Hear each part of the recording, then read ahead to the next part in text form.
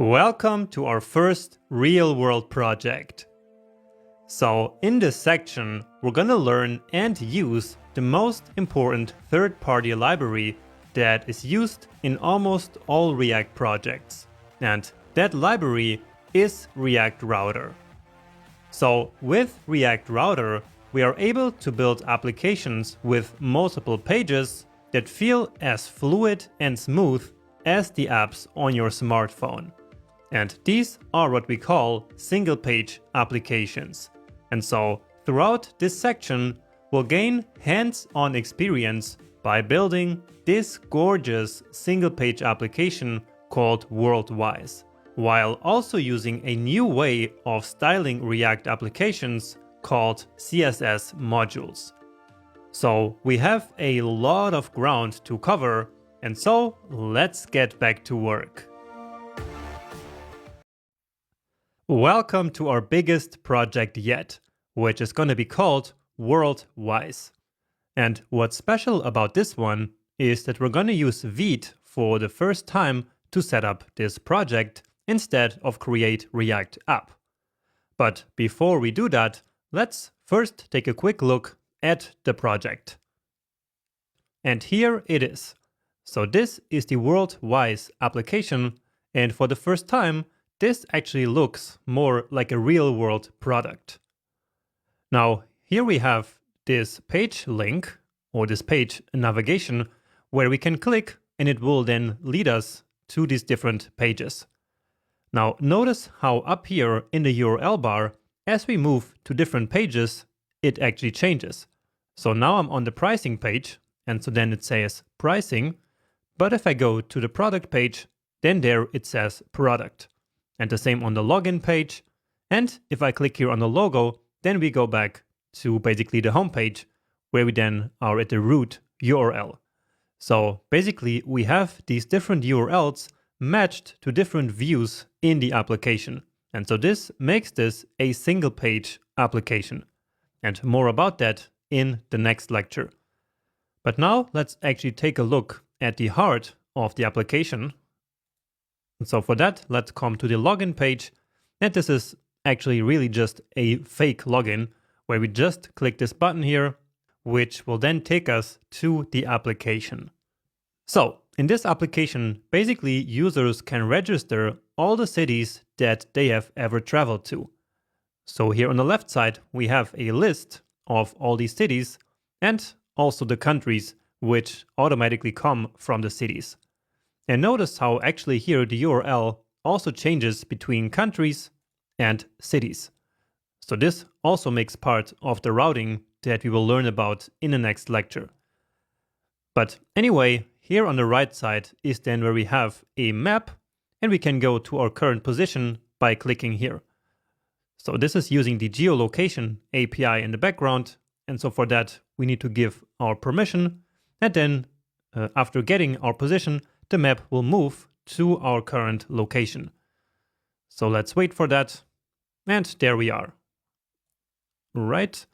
And now let's say that I went here to Sevilla. So I click here. And so then actually the city name gets fetched from an external API. We get our date. And then I can just say something about my trip. And then I add that to the list. So we see then we get this marker here, which we can click. And yeah, it got added to our list right here. And I can also delete cities by clicking here. So you saw here this loading spinner. And the reason for that is that this list of cities is once again fetched from a fake API, just like we used in our previous project. But anyway, we can of course also click on one of these cities, and that will then move the map there, and it will show us all the details here about the city name, the date we went there, and our notes. And even here this link to the Wikipedia article. Okay, and so that's pretty much it. So that's how this application works. And I think this is our nicest application yet, and the most real world for sure. So with that being said, let's now actually set up a new application on your computer using Vite for the very first time. So let's minimize this here. And then, just as always, we need to open up a new terminal or a command prompt on Windows and move to the folder where we want to create that project. And so now, instead of using create React app, we will do npm, so not npx. So npm create Vite. And in the future, once you start building your own applications with Vite, you will then use @latest. So to use the latest version of Vite. But here in this course, I now want you to use version 4 so that we are all using the same thing. And that's actually all the command that you need. Now, since you are using this command for the first time, it will ask you to install the Vite package. And so then you just hit enter or Y to confirm that. And afterwards, you will then see this prompt here for the project name. Okay, so since I already used Vite before, that's not showing up here on my screen, but you will have this step here between these two. So just confirm that. That will then quickly install Vite, and then here you can enter the project name. So this one, again, is called WorldWise. And then here we can select the framework that we want to use. So remember how I showed you in the beginning of the course that Vite is really quite different from Create React App. So Vite is basically more of a modern build tool that also happens to have a few templates for all these different frameworks. So we could even use vanilla JavaScript, but of course we want React. And so with our arrow keys, we can navigate to React, hit enter, and then finally to finish, we just select JavaScript here. And then that's it. So now it tells us to go into the folder and to then install the dependencies, but let's not do it that way. So let's instead open up our folder in VS Code and do it from there. So again, quickly renaming it here. Okay, let's make it a bit bigger actually. And then let's open up the terminal. And so from here, we now need to actually install the dependencies manually. So with Create React App, we didn't have to do that. So it would already then contain the Node modules folder here, but this one didn't. And so let's just type npm install or just npm I for short. And so this will then install all the packages, but it will be a lot faster than with Create React App. So there's a lot less packages necessary, apparently. So this is going to be a lot faster. But while this is installing, and actually now it already finished, but what I wanted to do now was just to take a quick look at the file structure here. So we have our Node modules again, which will contain all the libraries necessary. So React, React DOM, and a bunch of other ones that are necessary behind the scenes. Then we have also the public folder again, but this time index.html is actually outside that folder. So that's another small difference here. And the reason for that is simply that the developer who maintains this template here thinks basically that this is the best structure. So once again, React really doesn't care about this, and it doesn't even know basically what the structure here of the folder is. So remember, React really only is concerned about displaying components onto the screen. It doesn't care about the file structure, but of course we do. So let's just take a look here at our source folder. And so here we see that instead of an index.js, we have this main.jsx. So the file extension is now this JSX, which, as we can see down here, stands for JavaScript JSX. So it's pretty much the same as a JavaScript file, but Vite really needs this to be JSX files and not just JS files. So here the entry point is not index.js, but again, this file called main. And notice how this one here almost doesn't have any junk at all. So unlike the index.js file that we get from Create React App. All right, then here we also have our app.jsx file. as always. This one is just a bit different, but let's just, as always, get rid of everything. And then here I will use that snippet that we started using in the previous section to very quickly scaffold a new component. So for now, let's just write the name of the application here, just so we have something. And then let's also get rid of all this CSS. We will get some new one soon. And then here we need to remove that line of code as well. Okay, and so now we are ready to start the application. However, here is another difference. We don't do that with npm start. So instead, we can check out here that we have this dev script. And so here we need to run npm run dev. Okay, and so that's running now successfully, but notice how it actually didn't open up a new browser tab. So we need to manually do that. Now let's make this a lot smaller here, like this. And then I can just command or control click here on this link, and then it opens up our page. And you see, it is working great. And as always, let's also bring up our console here, which we are going to need all the time.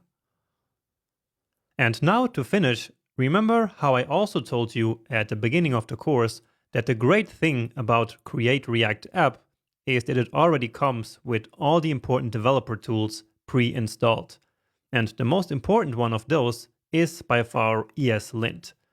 So hopefully you saw throughout this course until this point that ESLint helped us so much and prevented so many bugs from happening. So building a React app without ESLint is a bit like coding half-blinded. So we really don't want that. And so we now need to config ESLint here in our Vite project.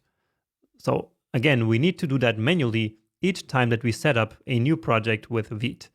So that can be a bit annoying, and that's the reason why I told you that for learning, it is just good enough to actually use Create React App.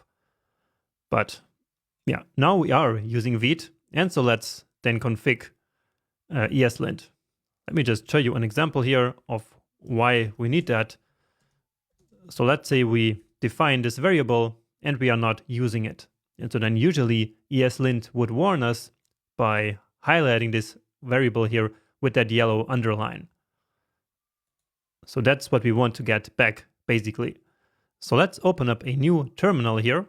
So by clicking this button here, and so with this, we keep our application running here in this other process. So to configure ESLint, we need to install a few npm packages. So that's ESLint itself, then the Vite ESLint plugin.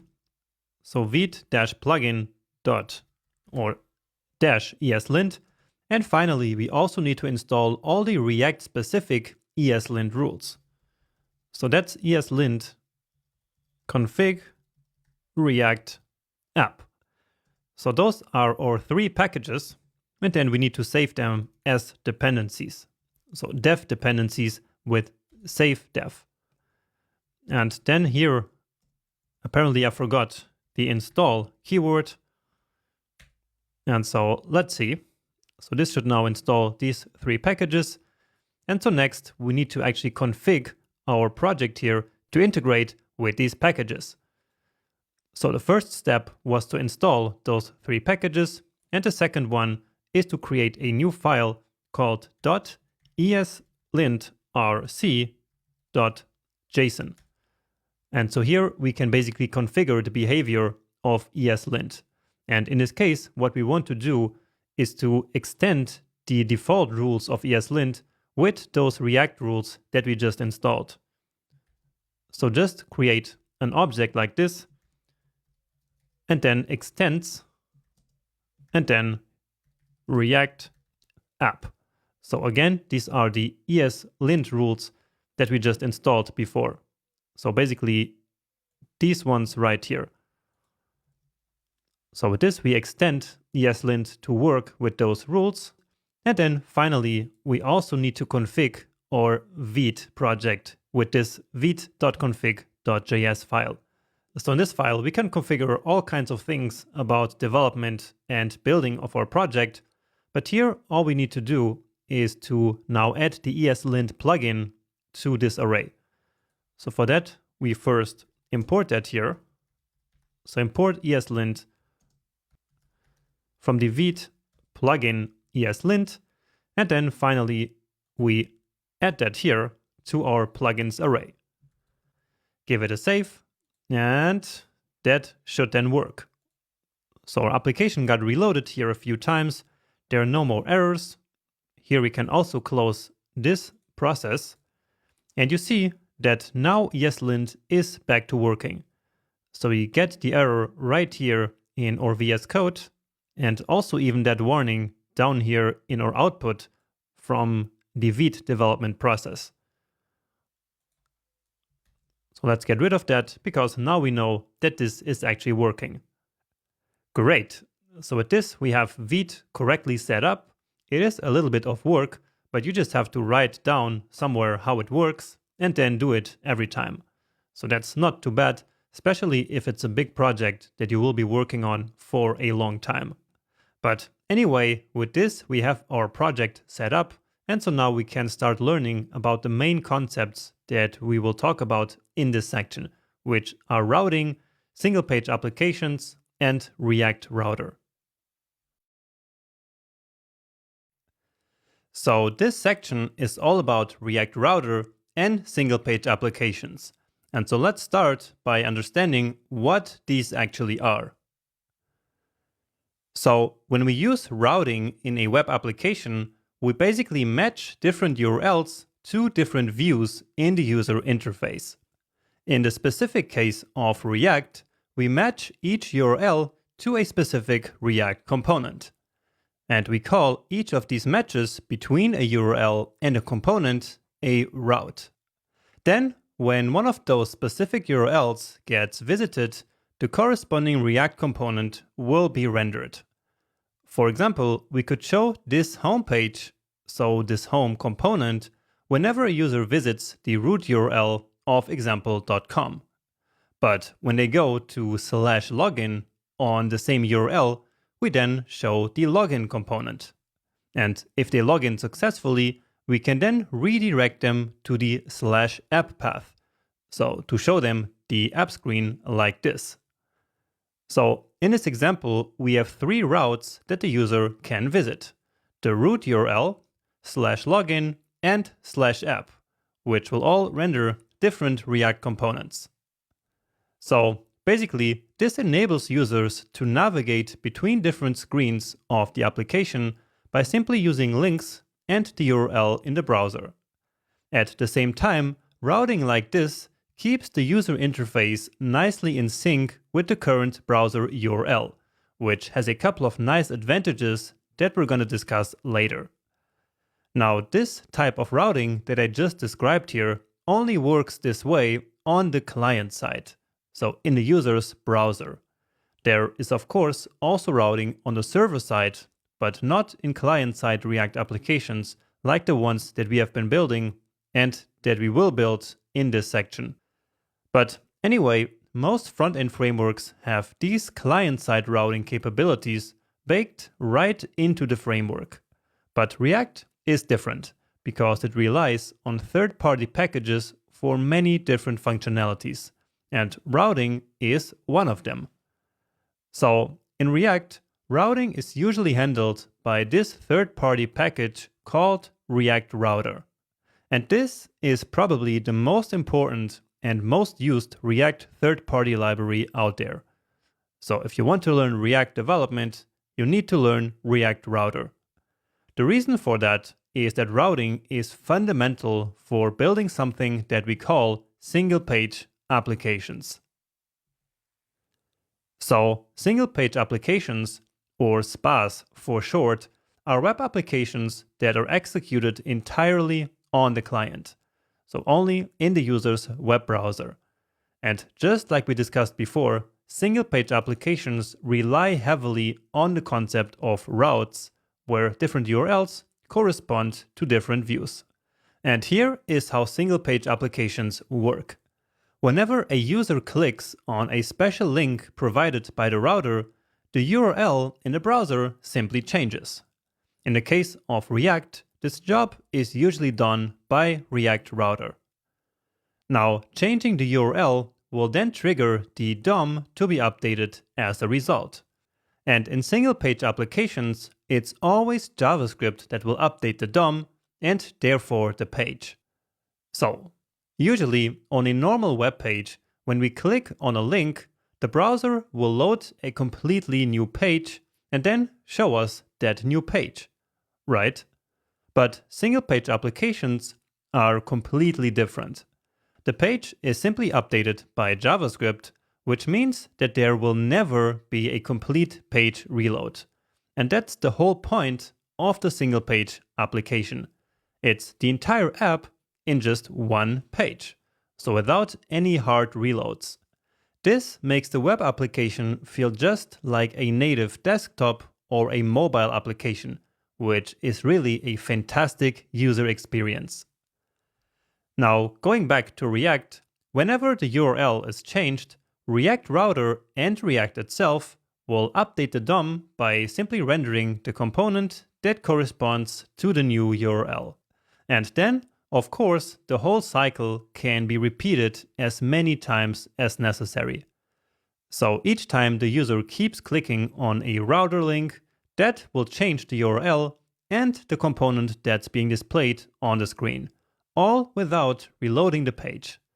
Now, it's quite common that some pages need to display some external data, but that's not a problem at all. Whenever that happens, a component can just load some additional data from a server, usually from some kind of web API. So, while the single-page app itself runs entirely on the client, it can always communicate with a server in order to fetch some data that it needs, just like we have been doing before in other applications. What we cannot do is to load a completely new page, because then it would no longer be a single page app. Now, we could actually say that all React apps are in fact single page applications, because all of them are never reloaded, right? So think of all the apps that we have built up until this point. They were all apps where React updated the DOM, and so they didn't have to reload ever. However, in a professional application, that's just not enough. So big and complex applications rely on URLs and need the routing capabilities that I described in this lecture, because only then they can become real single-page applications. And so with that being said, let's now finally go back to code and start implementing our own real single-page applications. Okay, so now that we know what routing and routes are, let's use the React Router library for the very first time. So in order to implement some routes for the main pages in our application. So with routing, we now want to associate basically specific parts of the URL to specific components in our application. So if we had, for example, this root URL and then /product, then we would want to display a product component here. So right now with this, of course, nothing happens. So our app still looks exactly the same, but now let's change that. So we will define a route for this URL and for a couple other ones as well. So to start, let's actually create the pages, so the components for the pages. And for that, I will create a new folder inside our sources, and I will call this one pages. So pages is for these structural components that we will then match to these URLs. And let's start with the product page. So product.jsx. And then let's again use that snippet to be a bit faster. And then here I will really just write something very simple. So we will get all the content into styling for each of our pages a bit later, but for now I'm really only concerned about making our routes work so that you can learn how to use React Router in a very simple way. So let's close this one here and let's create just a few more pages. So let's do the home page. And let's actually use now WorldWise here. So the name of the app. And then let's also create a pricing page. Okay. And so with this, we have 3 pages. And so we can create 3 routes for them. And so that's what we'll do next. So let's open up again a new terminal here so that we don't have to finish the current process. And then let's install our React Router package. So npm install React Router, and then very important, it needs to be the one for the DOM. Now, if we just installed this, then it would of course install the latest version, which in the future, when you build your own apps, that's what you're going to do. But for now, in this project, we will want to make sure that we're using version 6, so that your code will work exactly the same way as mine. So let's install that. And that was pretty fast. Okay, now since React version 6.4, there are 2 big ways of defining routes in our code. And we are going to use the more traditional approach, which is basically to define our routes in a declarative way. So what this means is that basically we will use a couple of special components that React Router gives us to define our routes right in the JSX. So that sounds confusing, and so let's just do it. So we start by using the browser router. So browser router, and then again VS Code suggests us this import. And so if we hit then enter, you see that browser router has been brought in here from React Router DOM. So make sure you have that line of code right there. And then let's keep going. So now in there, we need the routes component. And again, make sure that it has been correctly imported here. And now finally, we do the actual route definition. So we need all of these other components here, but then now we can finally use the route component. And so this is where we define basically the URL, which is called the path prop. And then for each path, of course, we will be able to define one component. And here, let's start with product. So the one that we already have here right now. And then here, we need to define a React element. So not just the name of a component, but really a React element, which we get by using the component. So here we want to use the product component. So that page that we created right here. And so then we need to bring that in here.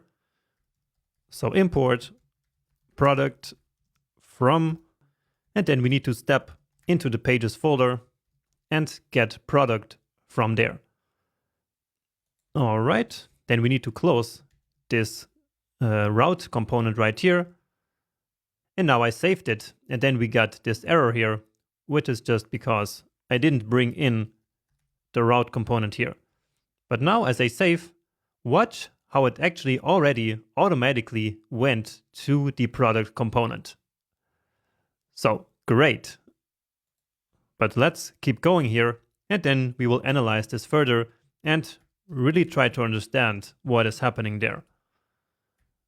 So now let's also do the pricing path.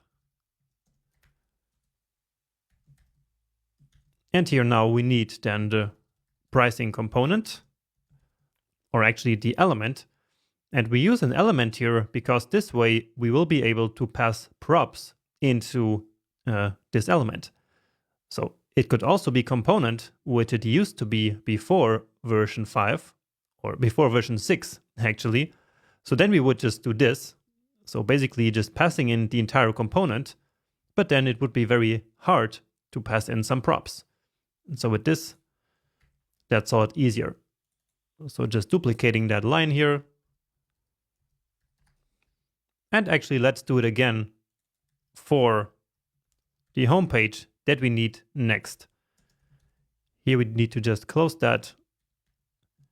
And then let's do the home page here at the very top. So here the path is just the root path, basically. And then the element that we want is, of course, our home page. And of course, it could be any other name, but that's just a page name that I like. Okay, and now let's try this out. So we already saw that now we have our product component right here. And so let's check that out in our component tree. And so now we get all these components that we have here right inside our component tree, plus a few other ones. But mainly we have our browser router, the router, then the routes that we wrote into our code, and finally the product component. So what React Router did was to take a look at the URL here, and so then it saw that we had product here. And so then it saw all these different routes that we defined here, and it then selected the one that matches that part of the URL. And so that's product, and so then this element here will be displayed here in the UI. And these other two are basically disregarded. Let's try another one here. So pricing, and that of course will show us our pricing component. And finally, if we remove everything and go back to the root URL, then we get WorldWise. Beautiful. So with this, we have our first routes defined. Now let me just show you something here. So let's say we had some div around all of this, and then here we had some h1 element with something. And so then, well, that's a bit too big.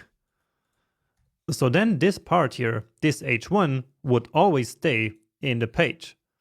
So this one is always here, but then the router chooses between one of these paths, so one of these three routes, and then here below that will display this part. So now if we had, for example, here pricing, then you see the hello router part stays the same, but then it's as if this part here was replaced by the pricing. So if you had a part of the page that you really want to always stay the same, then this is how you would do it. But usually what we do is to just have our app component basically deciding which page should be displayed in the UI. So that's all this component here is going to do. It will not really have its own output. All it will do is, as I just said, displaying here one of the pages, which is the one that matches the route. Let's just decrease this here a little bit. And now to finish, let me just show you another thing. So let's create here another page called page.not.found.jsx. And then let's say not found here for now. And so what we can do now is at the end, create a route with the path set to this star. And so this will basically catch all the routes that were not matched to one of these other three. And so this is how we basically implement a page not found. Then closing this route. And of course, now we need to bring that in. Not found. All right. So again, this last route here with the star will basically be matched if none of the other routes are matched. So this then catches like any URL that is not matched by our routes. So let's say this one, and then we get not found, which makes sense because none of our routes really match this URL here. But of course, if we go back, let's say to the root, then we get back to our homepage. Great. So at this point, we have basically half of the single page application. So we already have all our routes, but at this point, we cannot really transition from them without a page reload. So all we are doing here is to manually change the URL, and then our application goes to that page. But of course, that's not what we want. So we want that single page app feeling where we can seamlessly transition between pages. And so that's what we will implement in the next lecture by linking between these pages. So let's now create some links between our different routes in order to really turn our application into a single page application. So to start, let's say that on our home page, we want a link to the pricing page. So how are we going to do that? Well, let's try with the most obvious idea that we might get, which is to simply create an anchor element here. So basically creating a link in the traditional way. So let's wrap this here into an H1. And then after that, as I was just saying, let's just create an anchor with the href property and maybe pointing to pricing. Now let's close that. Okay. Now that's really huge again, right? But anyway, let's now try to click this and see what happens. So it actually did move to that page. But if you watched closely, then maybe you noticed that the whole page actually reloaded. So let's see that again. And so let's notice what happens really when I click here. So the page got reloaded, as we can also probably see here in our network tab. So if we select all here and then do this and come back and clear this. So again, I click here and you see that all these different requests have been made. And so this is not what we want. We don't want any hard refreshes of our page, but instead we want to seamlessly move from one page to the other simply by replacing the DOM content here on our page. So this is not what we want. So let's get rid of it. And instead, we will now use the link element that is once again provided by React Router. So let's do that. And let's make sure that it's got imported. And now here we can use the to prop. And so this is where we then specify /pricing. And it's important that we specify the slash here so that our URL always starts from the root. So basically we get root/pricing. Okay, so let's go back and let's reload here. And now watch what happens as I click here down there. So I click, we moved to another page and we got no new requests except this SVG here for some reason, but that really doesn't matter. So the only thing that really happened was that our DOM got replaced. And we can also see that nicely in our component tree now. So let's go back. So now we have our home page. And as I click here, notice that the only thing that changed was that immediately here our component tree changed. Okay, and so that's how we use the link component from React Router to seamlessly transition between pages, making this now a single page application. Great. So we can move now from the home page to the pricing page, but what about all these other pages? Well, let's just implement a page navigation, which we can then reuse in all these pages here so that we can transition between them. So that's going to be a new component, but not a new page. And so let's come here and create a new folder called components. And so this is where we will then create our page nav.jsx component.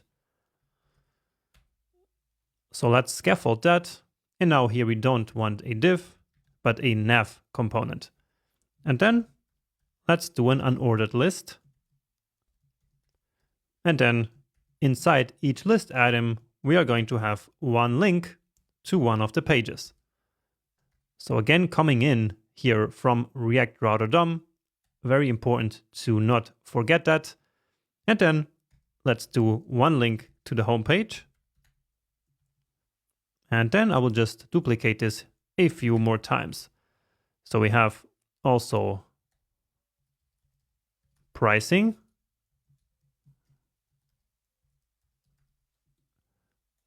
And let's do the product page.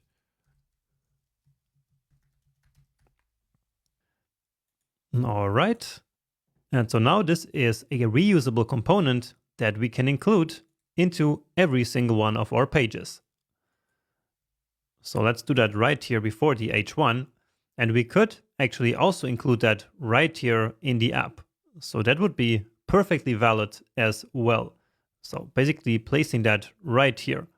But the pages that I built and that we will include here a bit later actually only work if we have the navigation inside each of them.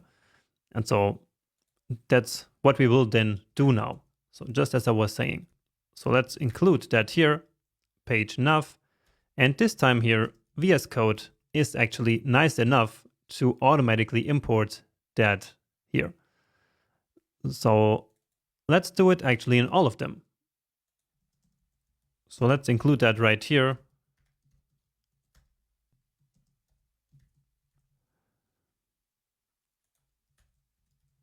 And now this is not in its own element, but well, that doesn't really matter, especially not in that component right there. And here, let's just place that in some H1 element.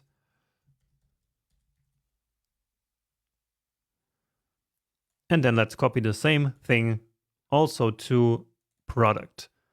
Or actually, you know what? It's best not to do that because then we have to manually include the component and that's too much work.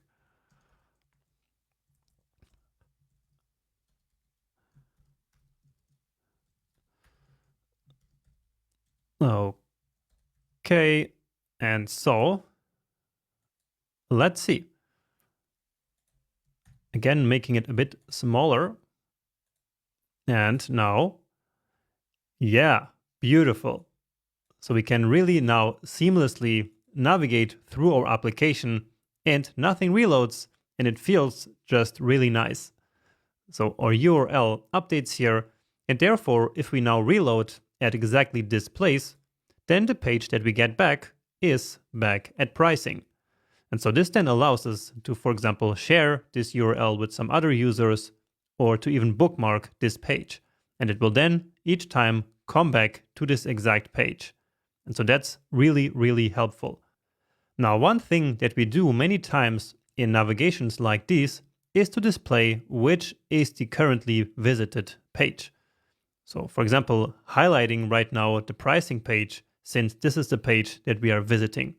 And so actually React Router gives us a tool for that. So instead of using link, we can use the nav link element. So nav link like this. Then let's remove this one and replace all of them with nav link. And so once again, I just selected all occurrences here with this shortcut. So this one I use all the time. Really, really important for any development, React or really anything else. And so now it works exactly the same thing as before.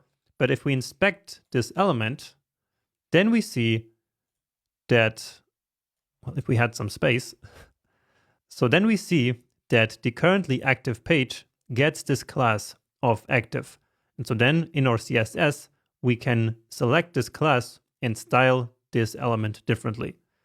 So this other link, for example, the home, that one does not get this class. So if we change to product, then it will be product who has that class. Now, for now, we don't have any CSS yet because we will learn how to use a different way of incorporating CSS into a project this time. But later, once we have that, then we will be able to style this active class. And speaking of CSS, that will actually be the topic of our next lecture. So how we can use different ways of CSS in our applications. And so let's move there right now. One important part of building web applications is, of course, to style them with CSS. Now, up until this point, we have always just included a global external CSS file into our applications, and then used the class names from there in our JSX. However, in this project, we will do something a bit different, which is to use CSS modules. But before we do that, I want to take a minute to quickly explore all the different options that we can use to style React applications, because there are actually a lot of them. But first, you might be wondering, why are there actually so many different ways of styling a React app?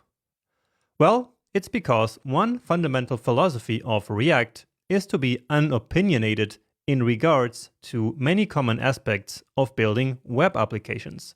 And so one of them is styling. So React really doesn't care about how you style your applications. And so as a result, we have lots of different styling options, most of them being provided by third-party libraries. So the first option is one that we have used a few times in the beginning, which is to simply apply some inline CSS to JSX elements using the style prop. And this is actually more common in React than in regular HTML because of React's idea of separation of concerns. Now, an inline style is scoped to the particular JSX element that it's applied to, which means that it is locally scoped. So it applies only to that exact element. Now, we have also multiple times included an external CSS file, and then simply applied the CSS classes using the class name prop. And the same would actually also have worked for a Sass file. Now, in this case, our styles are actually global, which means that every single JSX element in the entire application could use any of these classes in the external CSS file. And this can create huge problems, especially in big projects. For example, because you won't know which components are using which classes. And when you then update one of the classes, it will have repercussions in other components. Or when a developer adds a new class with a name that already exists, that will create clashes between those two classes. So basically, global CSS is a nightmare in large apps. So in professional projects, CSS is almost never global. Instead, CSS should be scoped to an individual component, which brings us to the next styling options, which is CSS modules. CSS modules are pretty similar to regular CSS files, with the difference that we write just one CSS file for each of our components. The styles in that file will then be scoped to only that component so that no other component can use them. And this then makes the components way more modular and reusable. And at the same time, it better reflects React's separation of concerns. And in fact, this is exactly what we will do in this project. Now, if you want to take it even one step further, you can go with a CSS in JavaScript library like styled components. So, as the name says, with CSS in JavaScript, you actually write your CSS inside a JavaScript file. So, in the same file where you define your components. What's special about a CSS in JavaScript library is that it allows us to create React components that have our styles directly applied to them, which we can then use just like regular components. So this fully embraces the React philosophy that a component should contain all the information about its appearance, and so that includes CSS. And finally, you can also use a utility-first CSS framework like Tailwind, which is getting more popular every day. So in Tailwind, you use predefined utility classes to define individual styles, to use Flexbox, to make layouts responsive, to make hover effects, and really to design your entire UI. And all that without ever having to leave the JSX markup. Okay. Now, finally, you do actually have one more option here, which is basically to not write any CSS at all. Wait, what? No CSS? Well, it is actually possible, because you can build your entire project using a fully fledged UI component library, for example, like Material UI, Chakra UI, or Mentine. So essentially, a component library like those contains all kinds of pre-built and pre-styled components that are common in most web applications. This is, however, not ideal for beginners, but again, it might be worth exploring later. And there you have it. So these are the different ways in which we can style React applications. And so in this project, we will now explore CSS modules. Let's now learn all the fundamentals of CSS modules that we need, which is actually really easy. So, luckily for us, CSS modules already come out of the box, both with Create React App and Vite. So there's nothing to install in order to make CSS modules work. Now, as we just learned in the previous lecture, what we do with CSS modules is to create one external CSS file per component. So let's do that here for this page navigation. So right here in the components folder, we will create a new file. And now this file needs to follow the convention of the name of the component. So page nav. And then the important part is that here we add .module.css. And so this is now the CSS module for the page navigation component. And so now here we can define some classes. So let's, for example, create a nav class. And then I will just write some very simple styles here. And let's say justify content space between, just so we have some styles that we can see. Now here really we need to define class names, so we cannot use the element selector like this, for example. So for example, removing the bullets here from this list by using the UL selector is not going to work. Okay, now if we save this, then you see that of course nothing changed here for now, and that's because we still need to use these class names now in our markup. So we have to connect these two files by basically importing these styles here into this page nav component, and then, as usual, we add these classes that we define here to our elements. Import, and then all the classes that we define in the module are basically exported into this one big object that we can then use. And usually we call that simply styles. Okay, so the same folder, and then page nav.module.css. All right, and so now this nav class that we defined here is available on styles.nav. And so here we define our class name, and now that is no longer a string like we used to do up until this point, but now we need to enter JavaScript mode to then use styles.nav. And if we save this now, we see that some styles here have been applied. Well, not really what we wanted. So yeah, here Flexbox actually makes no sense, but it makes sense in the list. So right here, and for some reason, it seems like the styles here have actually been applied.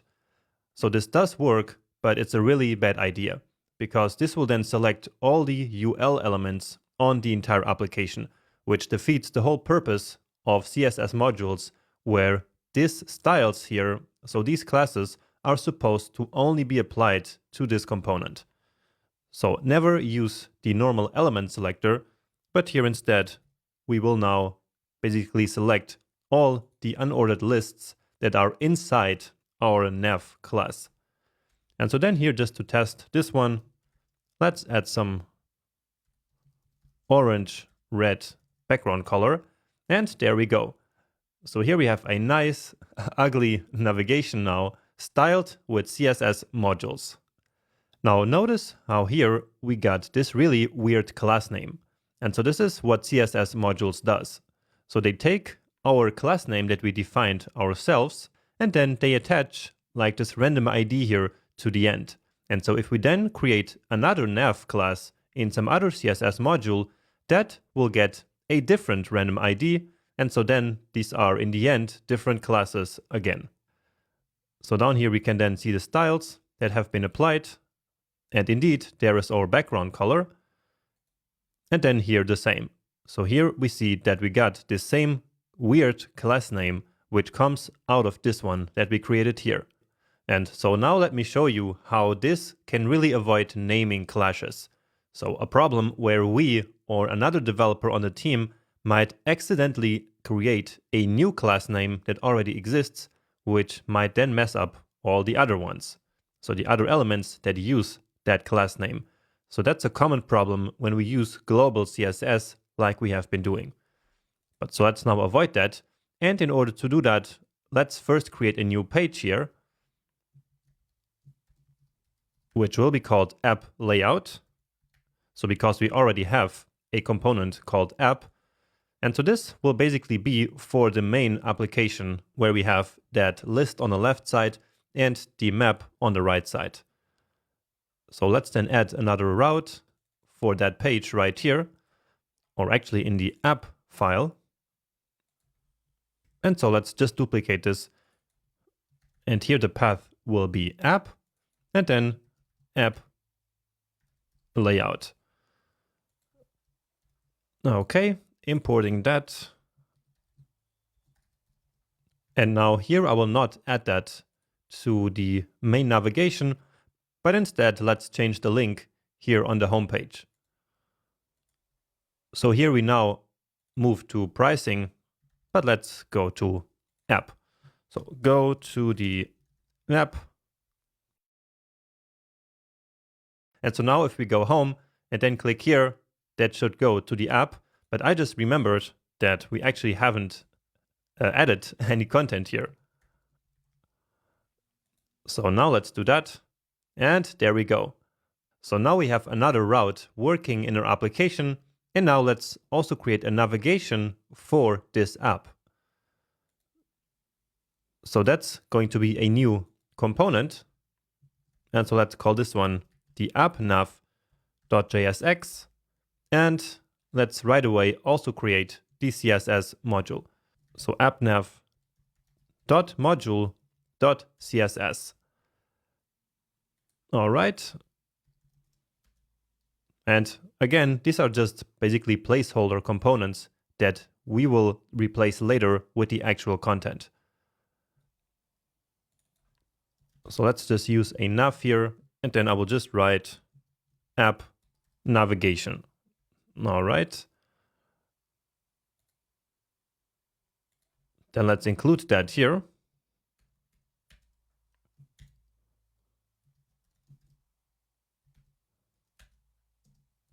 So like this, and make sure that it correctly imported. And then maybe some other element here. And so indeed, we now get both of them there. But what I really wanted to do now was to create here another class with exactly the same class name as we have in this other navigation. So this one right here. So I will now again create a nav class, and this one will have a background color of Rebecca purple. All right. Now, of course, we need to then come back here and import that. So just like before, import the styles object from appNav.module.css. And by the way, here we could also immediately destructure this object. So for example, into nav, because that's the class name that we defined. And so then here we could just do class name is equal nav. And so there it gets its other color of purple. Now here this was just to demonstrate you, because actually I don't like doing this, because then you don't know that they're coming from your styles. And when you have a lot of these curly braces inside your JSX and a lot of variables, then it's nice to know that these ones here are scoped to the styles object. Now to really see that this works, we should actually include this appNav inside some other page. So let's actually open up again this here. So let's say right in the home page. So below the page nav, let's also include now the appNav, even though we will not really need it here. But anyway, now we get both of them here. And so now I can show you in here that both of them start with the nav class that we gave them, but then we have here this unique string attached to it. And so with this, these two classes are actually now unique, which allows them to have different styles, even though we gave them exactly the same name here in our modules. Okay, and now let's talk about global CSS, because sometimes we of course do need some CSS that is really global, like a global reset or setting some font properties on the body. So some stuff that we usually do in a CSS file. And so for that, we can actually keep including an external CSS file like we have been doing all this time. So to do that, let's now actually get our starter files. So let's come here to our starter files. And this time I want to copy the entire starter folder into our project folder, so that we can then take out some files slowly over time. And starting now with index.css. So let's grab this one and place it into our source folder as usual. And then let's close this down and come here and include our CSS file right into main.jsx. So just like we have always been doing. So import index.css. Like this. And immediately you see that our styles here changed a lot. So we now got the special font family here, which I included from Google Fonts up here. And we have some global styles about input elements, and then here this global reset. And that's it. So all this global file has are basically the definition of the CSS variables, which are going to be global. And yeah, then basically these resets, but no class names anywhere to be seen. All right. And now let's close some of these files here. So as we start working with multiple files, at some point we have then many of them open at the same time, which can become a little bit annoying. But anyway, what I want to do now here at the end, since we are already speaking about global CSS, is to show you how we can define some more global CSS also inside CSS modules. So let's say that here we wanted a test class, let's say with the background color of red, which for some reason we wanted to include into our homepage, but without importing this module. So let's open that homepage right here. And so again, let's say that now I wanted to do class name and then test. So just a regular way. So attempting to use a global class name here. So this really wouldn't work right now because, as we already know, this class that we just exported from the CSS module is now prefixed, or actually it got added to the end like this random ID like this, right? And therefore, our homepage here cannot read just the test class. So that's the whole reason why we have to export our classes here into the styles object and then use it like this. But again, let's say that now we wanted to use it like this. So basically, we wanted to create a global test class. So we could do this by using this global function and then wrapping our selector in there. And so now as we save this, then this test class gets global, as the name says. And so now our h1 here can access the test class without that weird string attached to it in the end. Now this is not really helpful, but it was important to show you how this global function works, because now we can use this in order to style the active link like we have been talking about before. So remember how the page that is currently active gets the active class attached to it. So like this. Now, if we were trying to do this, so .nav and then selecting the active class in there, this wouldn't work. So let's try that with a blue, or maybe better a green background color. And so you see that indeed it has the active class name, but it doesn't work. And so that's because, again, CSS modules will see this class here and it will then add that random string to it. And so then that class will be different from that one. And so the solution to that in a case like this is to use global. And now that works. So now we get our green background. And if we click here, then it moves there. And here the same thing. Okay, so this global function here is usually mostly important when we are working with some classes that are provided from external sources. So in this case, the active class is given to us by React Router. And so then if we want to style that, we need to use this global thing. So otherwise, if we just want to define some global classes, we wouldn't do it inside a module, but just inside our global CSS file, which is this one. All right. And so this is actually all that I wanted to show you about CSS modules. There's also something else, which is called composing classes, but I think that's not really important. So we're not going to talk about that here, because this is really all you need to know in order to effectively use CSS modules in your own projects. And of course, also in this one.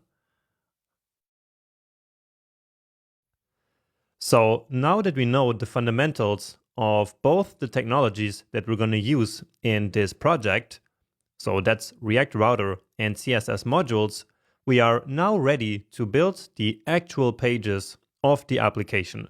And so let's now go do that. And what I mean by actual pages is these pages that we saw before in our demo. So with the actual content and styling. And remember that those are, again, the homepage. So this one that we already implemented. We have the product page, the pricing page, and the login page. Well, this now brought us to the application, but if we log out and then log in again, then this brings us to this login page.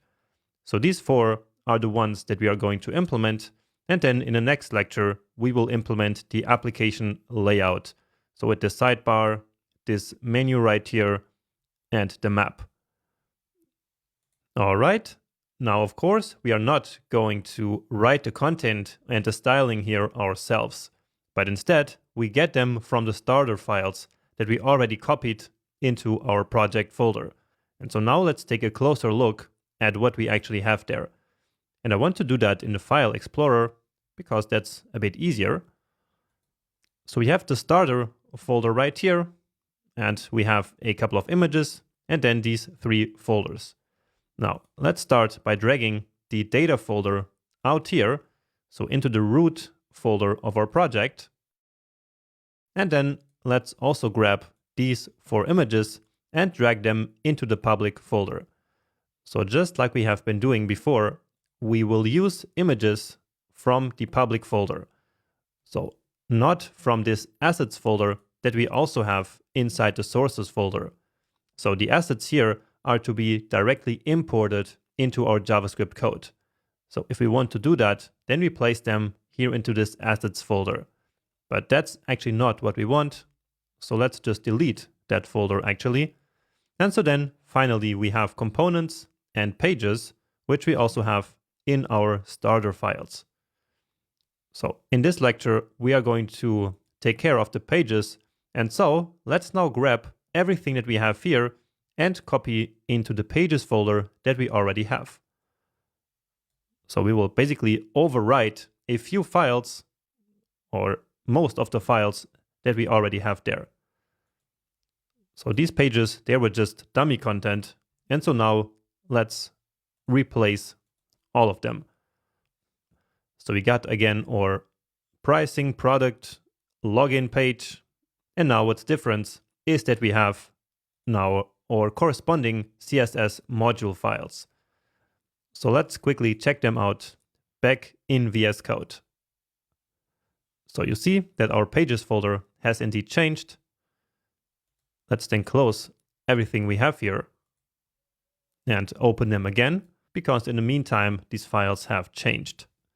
And let's start with the homepage and then also opening up the corresponding module.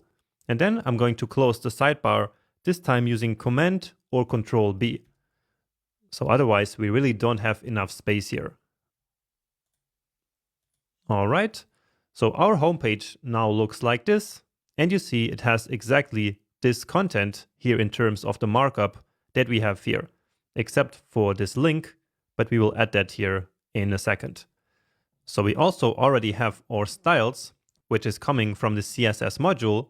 So just like we learned before, we are importing our styles object from this module right here. So here we have all these styles. So we have a homepage class, which we are using right here. And then we have all these other styles that are necessary for this page. And so with this, let's check out what our page looks like at the moment. So that's already a bit similar. So not bad. Let's just try to reload. And apparently we have already an error here, which says that our background image could not be found. So here we should probably remove these two dots. And that still doesn't work. So let's check out if this image is actually in our public folder.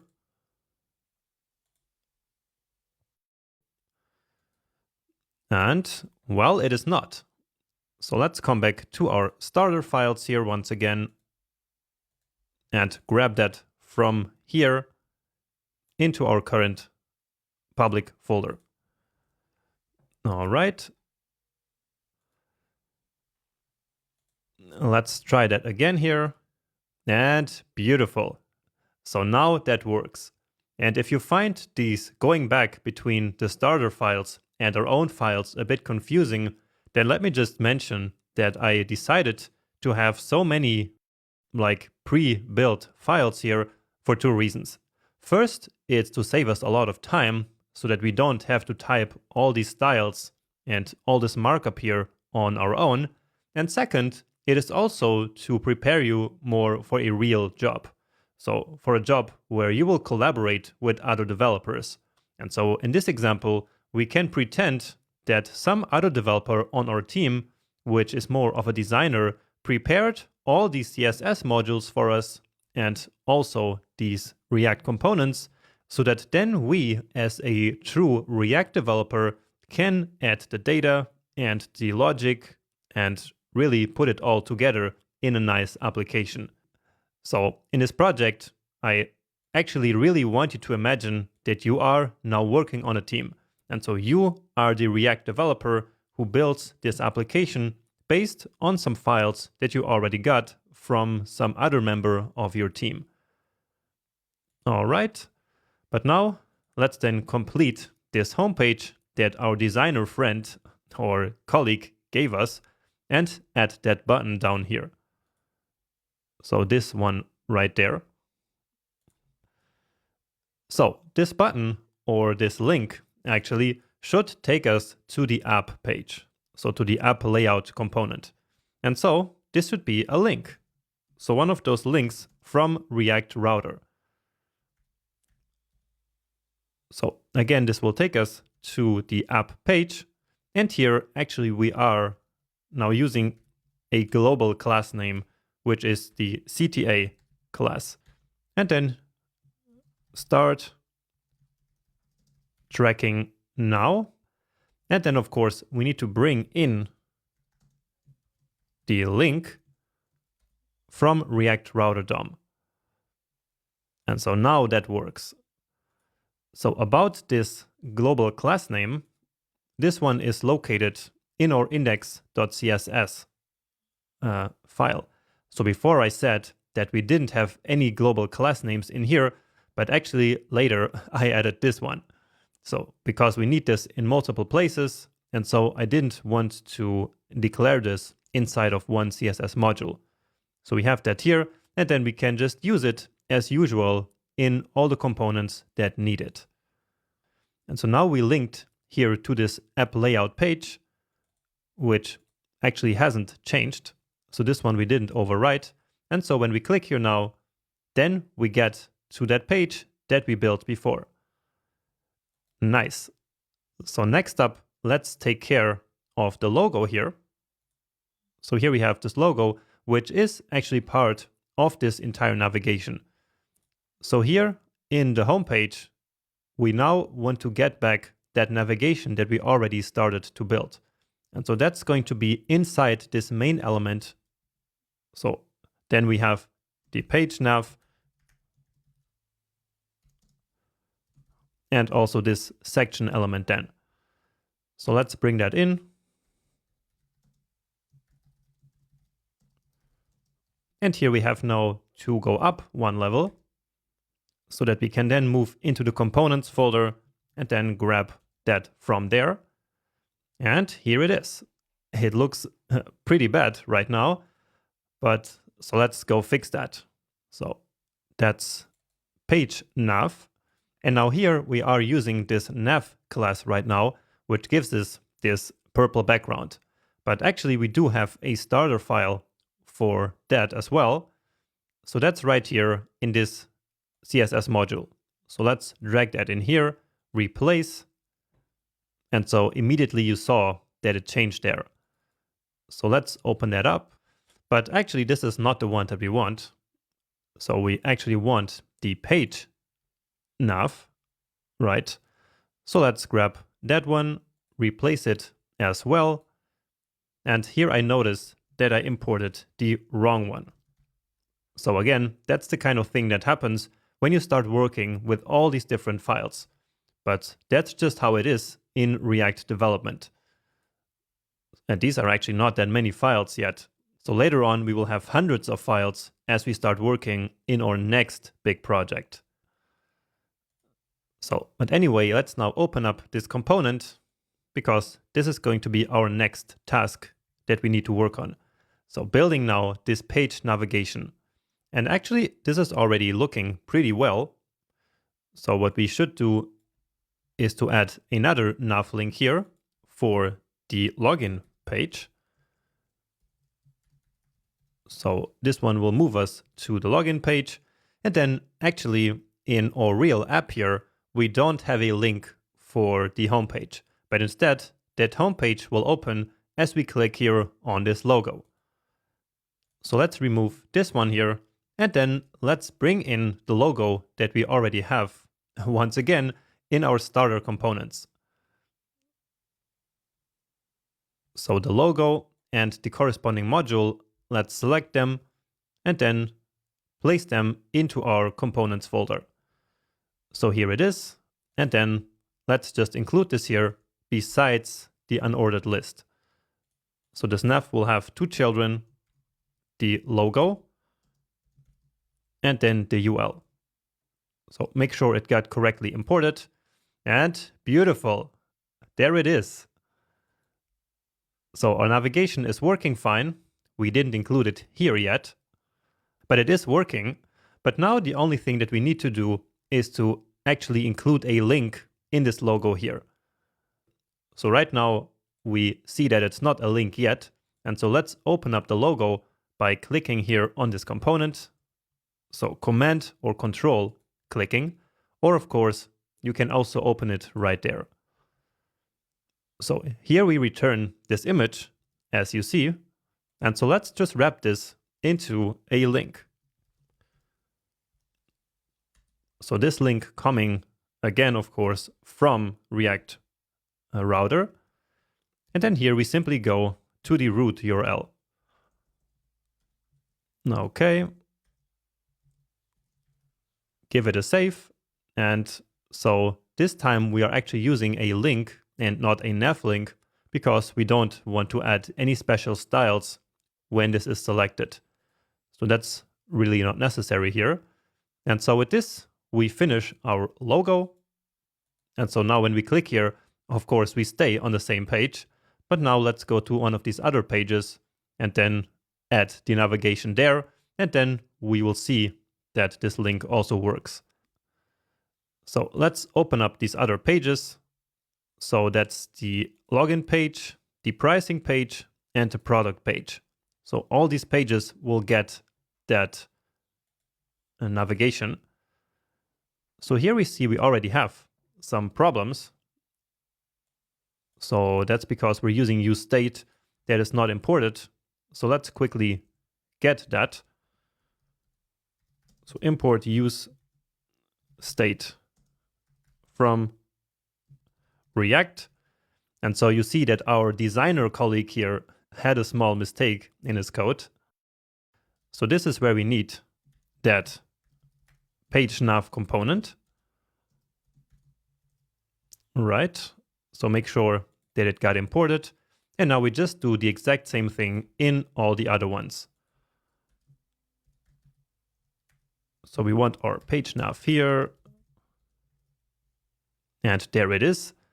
And finally, also here in the pricing page, give that a save. And with this, we should be finished. So we can go to the pricing page and it becomes active. Product, login. Well, this one was not found.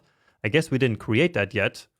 And then finally, we also have the WorldWise image logo where we can click and then we move there. Beautiful. So let's see. And indeed, I see that we don't have a route yet for our login page. So let's add that here. And I like to keep the order of the routes here in the order that the links appear up there. And so let's create ourselves a new route with the path of login like this. And then here the element that we need is, of course, the login page that we just worked on.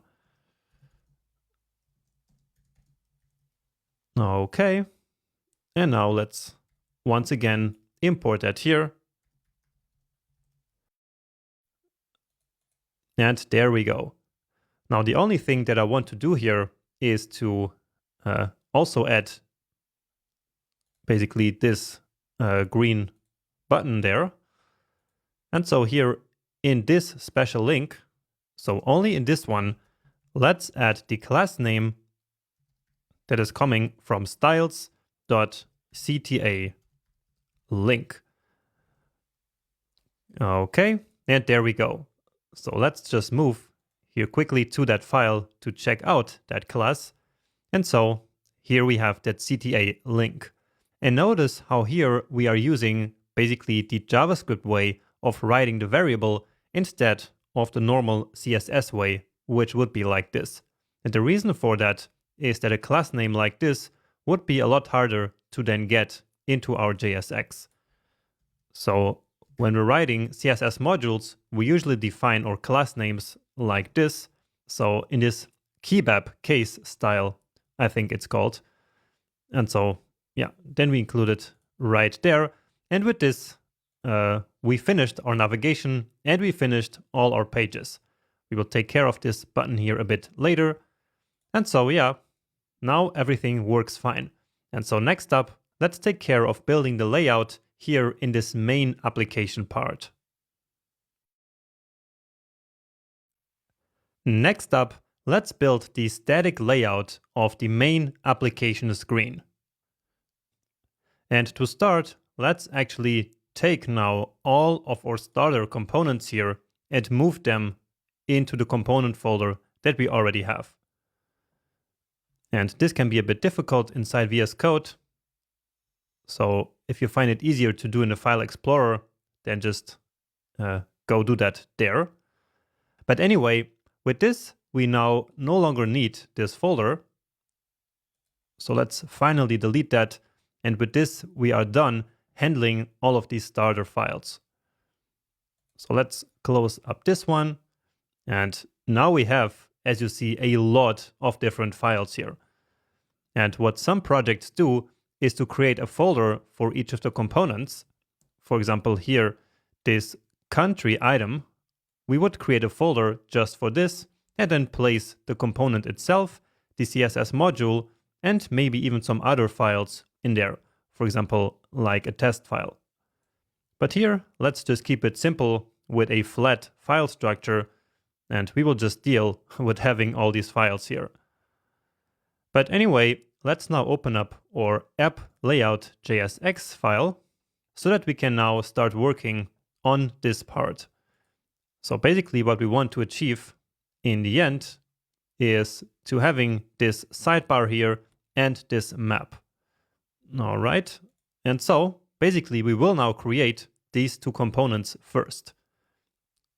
So let's do that here inside our components. So sidebar.jsx, and then also let's immediately do map.jsx. All right. And so starting with the first one, we use again our snippet here. And so then let's start working here on the sidebar. So first of all, this will get the class of sidebar. And so that class is actually inside the module that is already here for this sidebar component. So this class right here. And so let's again start by getting in those styles.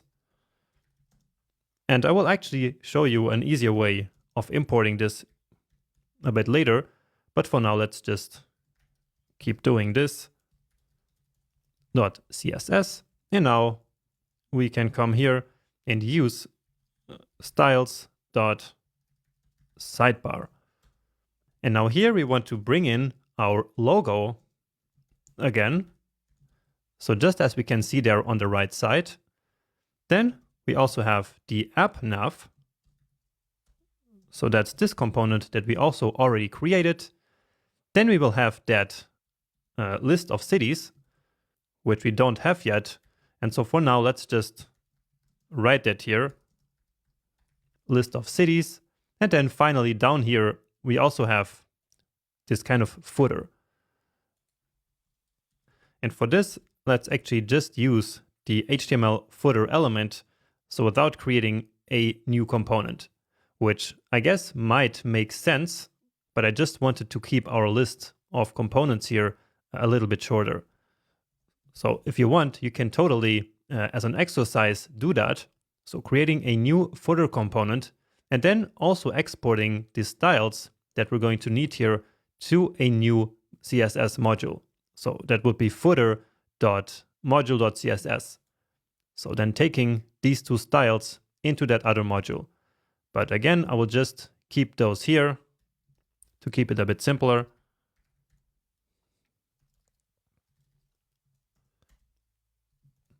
And now here, let's create a paragraph with styles dot copyright like this. And then let's just do copyright, and then new date and get full year so that we dynamically calculate the current year here, and then by World Wise Inc., let's say. So completely made up company. And yeah, I just realized that it would be a lot nicer to have this in its own component. And so as I was saying before, please do that now as a challenge, while I will simply leave it here to keep it simple. Okay, and now let's remove all of this from here. And let's then include the sidebar that we just built. Okay, and that's looking a lot nicer already. We are just missing some layout here, and that's just because we are still missing our style here. So we need to import that again, but now let me show you an easier way. So using again a snippet. So come here to our index.css file where I placed this snippet code for you. So please copy that, at least if you want to use this snippet, and then come again to user snippets where we already placed some other ones. So you've been using this one, and so right afterwards, let's paste that code. And so now we will have a snippet which we can use with this prefix of CSM. So that stands for CSS modules, and that will then automatically import those styles for us. So save this, close it, close this one as well, and then use CSM, and there we go. So it automatically uses again the file name here, and so now we can just use the styles object. So styles.app, and beautiful. So now we have our sidebar here on the left side, and on the right side we are going to have that map. And so that's coming here from this Flex container. All right, so let's then build this map. And for now, here we will just write map and then also use some more styles. So our snippet CSM, and you see this makes it really a lot faster. So then here it is map container, and then let's include this right here as well. So map, and choosing this one so that it automatically gets included, and nice. So there we have it, and you see that we are not doing any composition here in this case. So our sidebar contains a couple of elements and components which we could have just passed in here as children components in this case. So just like we have been doing before. But since we are not passing any props here anyway, let's just keep this page here very clean. So I usually like to do that. So having the pages without much stuff in them so that most of the code is actually inside my components folder. So then this page, basically all it does is to just add some styles to the page, and then it includes all the components that are necessary. Let's just remove that code there. And with this, we are actually finished. And so now with the static layout in place, it's time to go back to learning a bit more about React Router. So let's now move back to React Router and learn about probably the most confusing part of declaring routes, which are nested routes. So we need nested routes when we want a part of the user interface to be controlled by a part of the URL.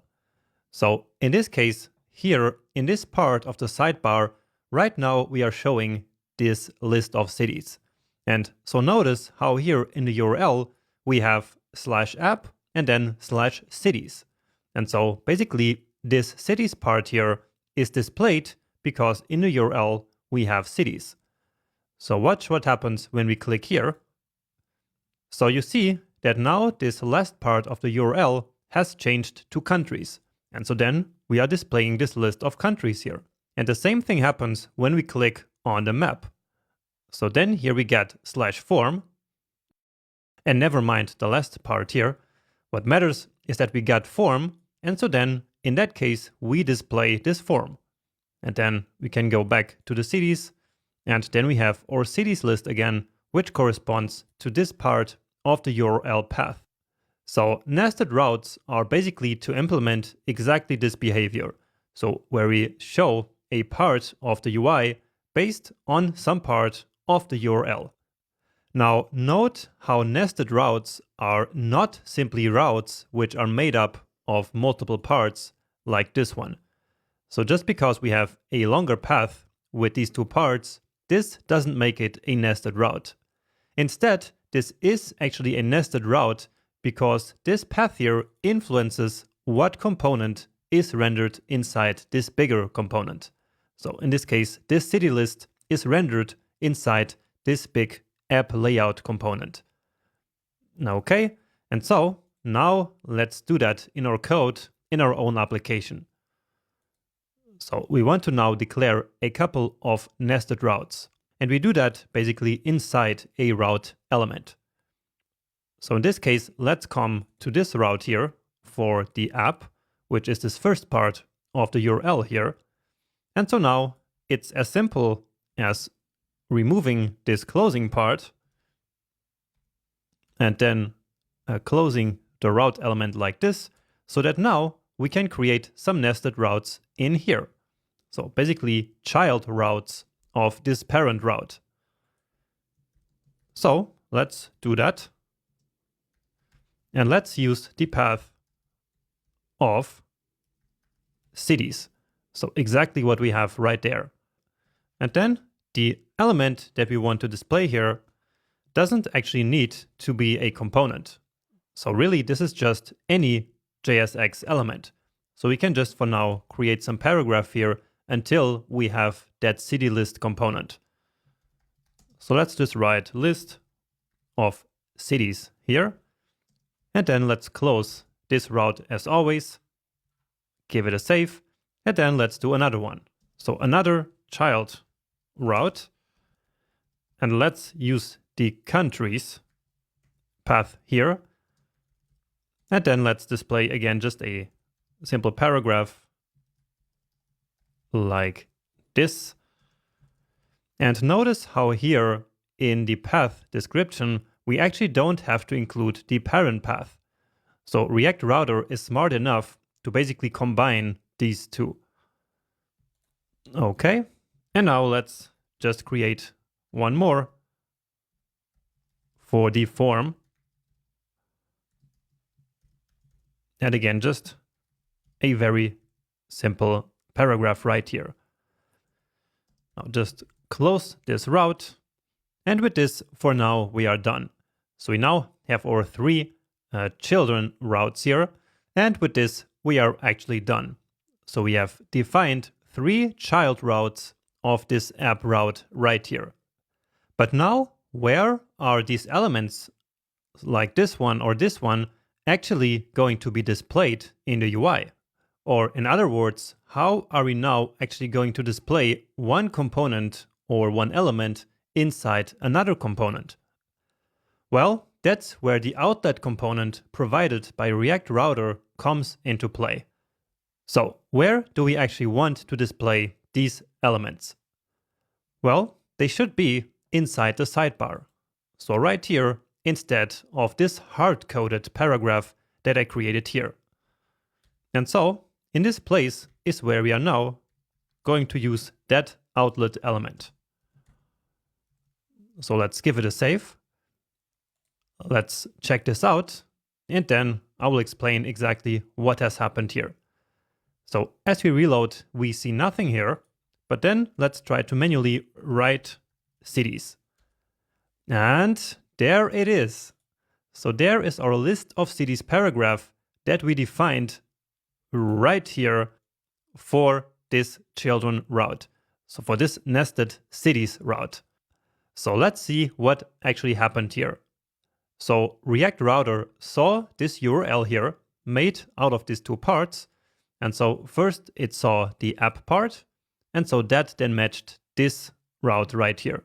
But then the router noticed that there's also this cities part. And so then it went into these nested routes.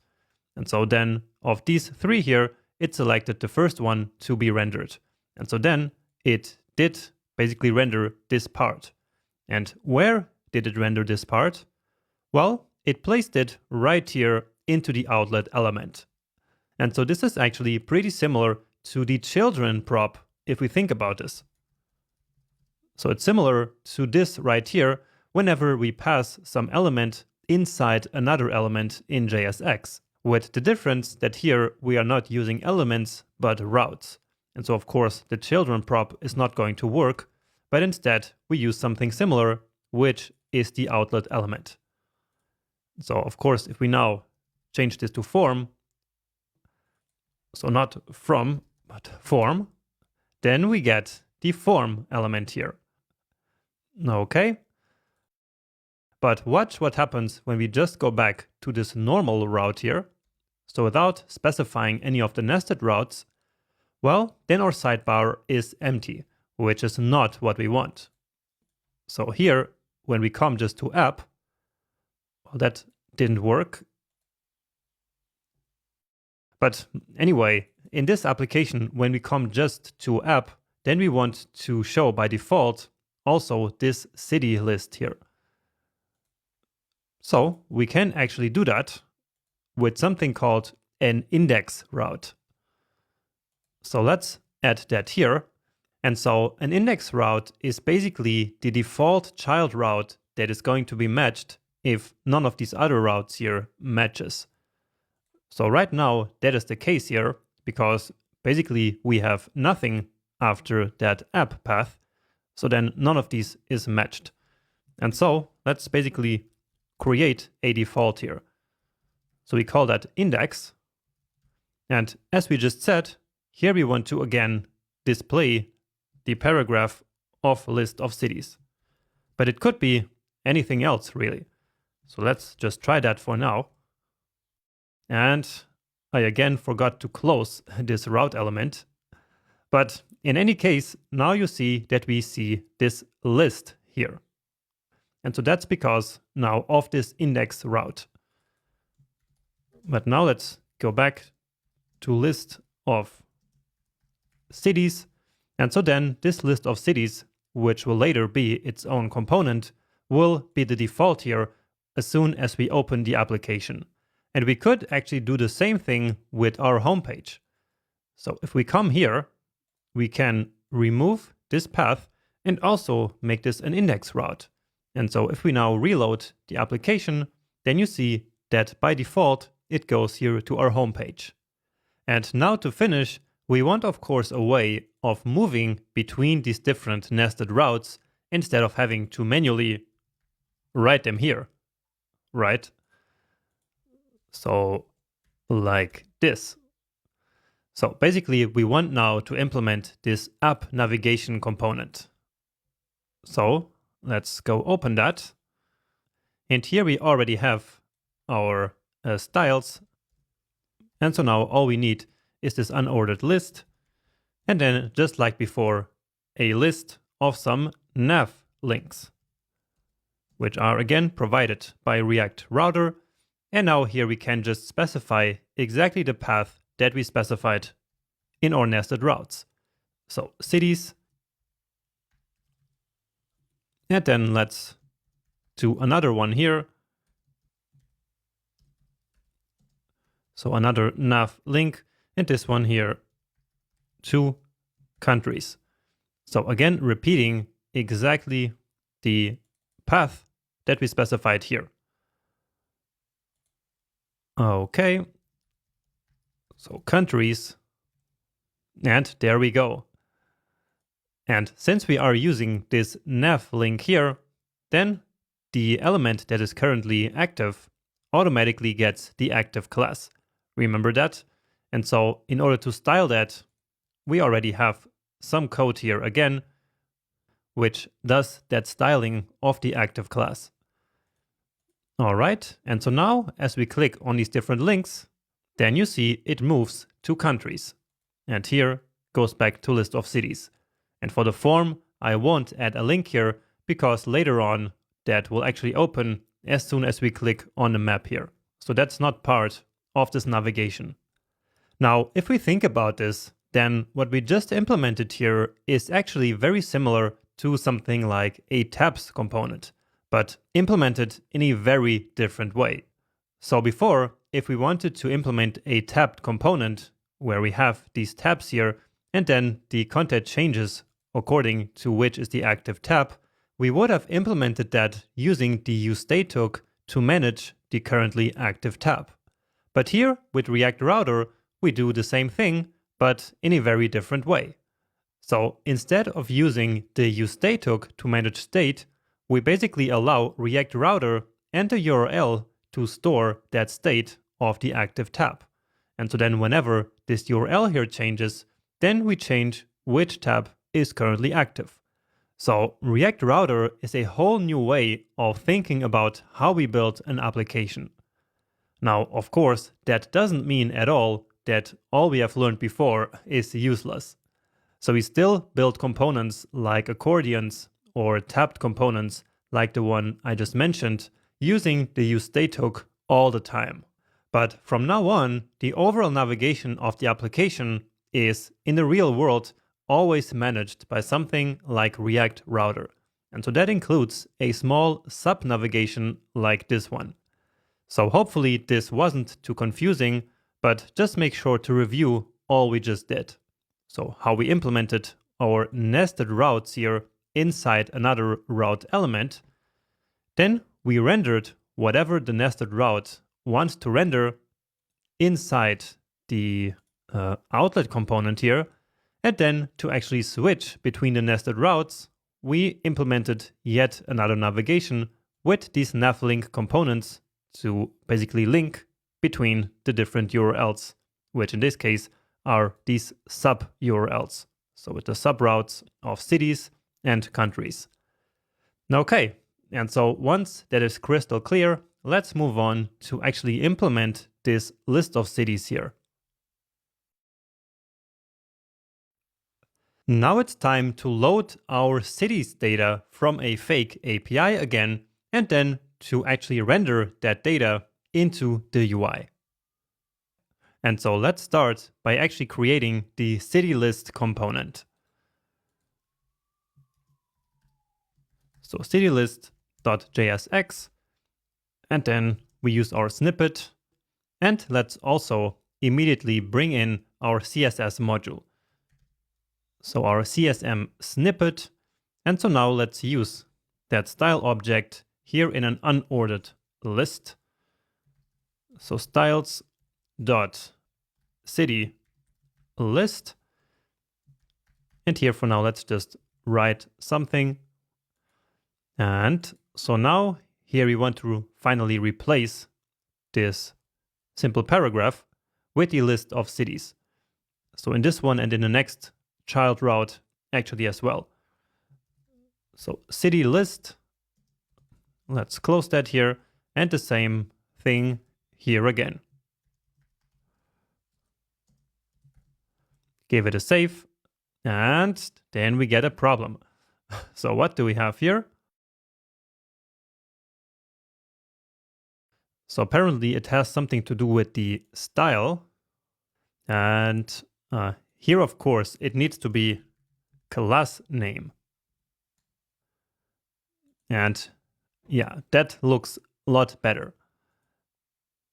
Now, okay, so next up, let's actually set up our fake API again so that we can then fetch our city data from there. And so just like in the previous section, for that, we will install the JSON server package. So please go ahead and do that right now. And again, inside our current project folder. And then we will just come here to our package.json file and add right here a new script so that we can then run and start that JSON server right from our console.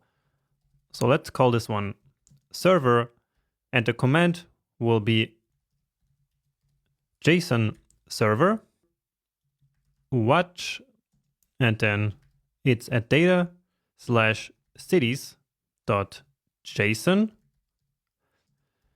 Then let's specify also the port at 8000, And this time around, I also want to add an artificial delay so that it looks as if the API always takes half a second to actually fetch the data. So let's reload here just to get rid of that error. And now here, we should be able to run this. So npm run server.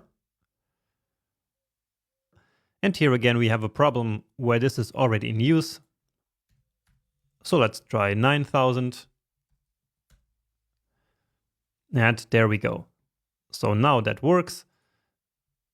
So if we copy now this localhost and then 9,000, you see that, well, we don't really have our data, but that's because here I need to add /cities. And so here are 3 cities that we can now load into our application using the fetch function, just like before. So where are we going to do that? Well, we could do it right here in the city list, because this is where we will first need this data, but we will later on also need this data in some other places. And in particular, if we look at our demo here, we need it here also in these countries. So these countries will be derived from all the cities. And finally, we also need it to display these markers here. So each city gets its own marker with some data of the city. And so then there we will need that data again.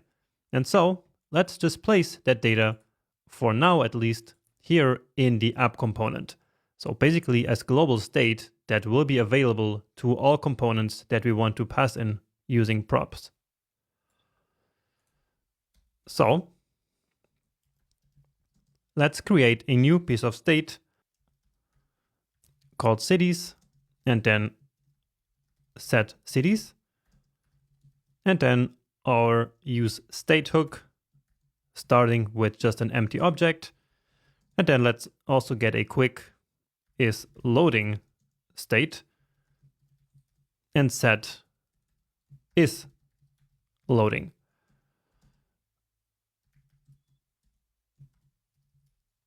All right. And then we want to load this data here right on mount. So let's use effect. So on mount. So on the initial render of this component.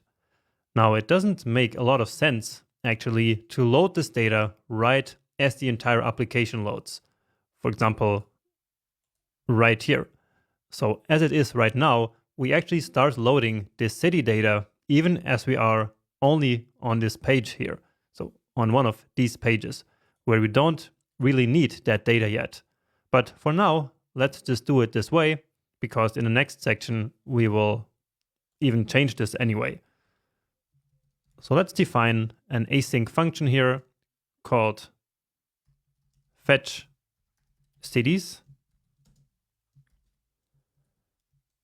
And then here we are missing, of course, that function keyword. And so let's, as always, create a variable called res and then await a fetch request to our API. So let's just grab that there. And actually, let's place that URL outside. So at least this part here, but not the cities part. So this is basically our base URL. And now here we can construct our URL for the fetch based on this base URL. And so this then is a bit more reusable. So in case we will need to change this base URL later, then we don't need to search in our code for this fetch request. So then we need to await res.json and then set the cities with the data that we get back. Then in case there is some error, let's add a catch block and just alert something. Was an error loading data. And what's wrong here? Yeah, of course. I forgot to add that catch block, or that try block, actually. Then here we need to close this function. And then we need finally to set our loading state back to false. So set is loading to false. And of course, in the very beginning, we need to set it to true. So this is pretty standard stuff that we have been doing all the time here.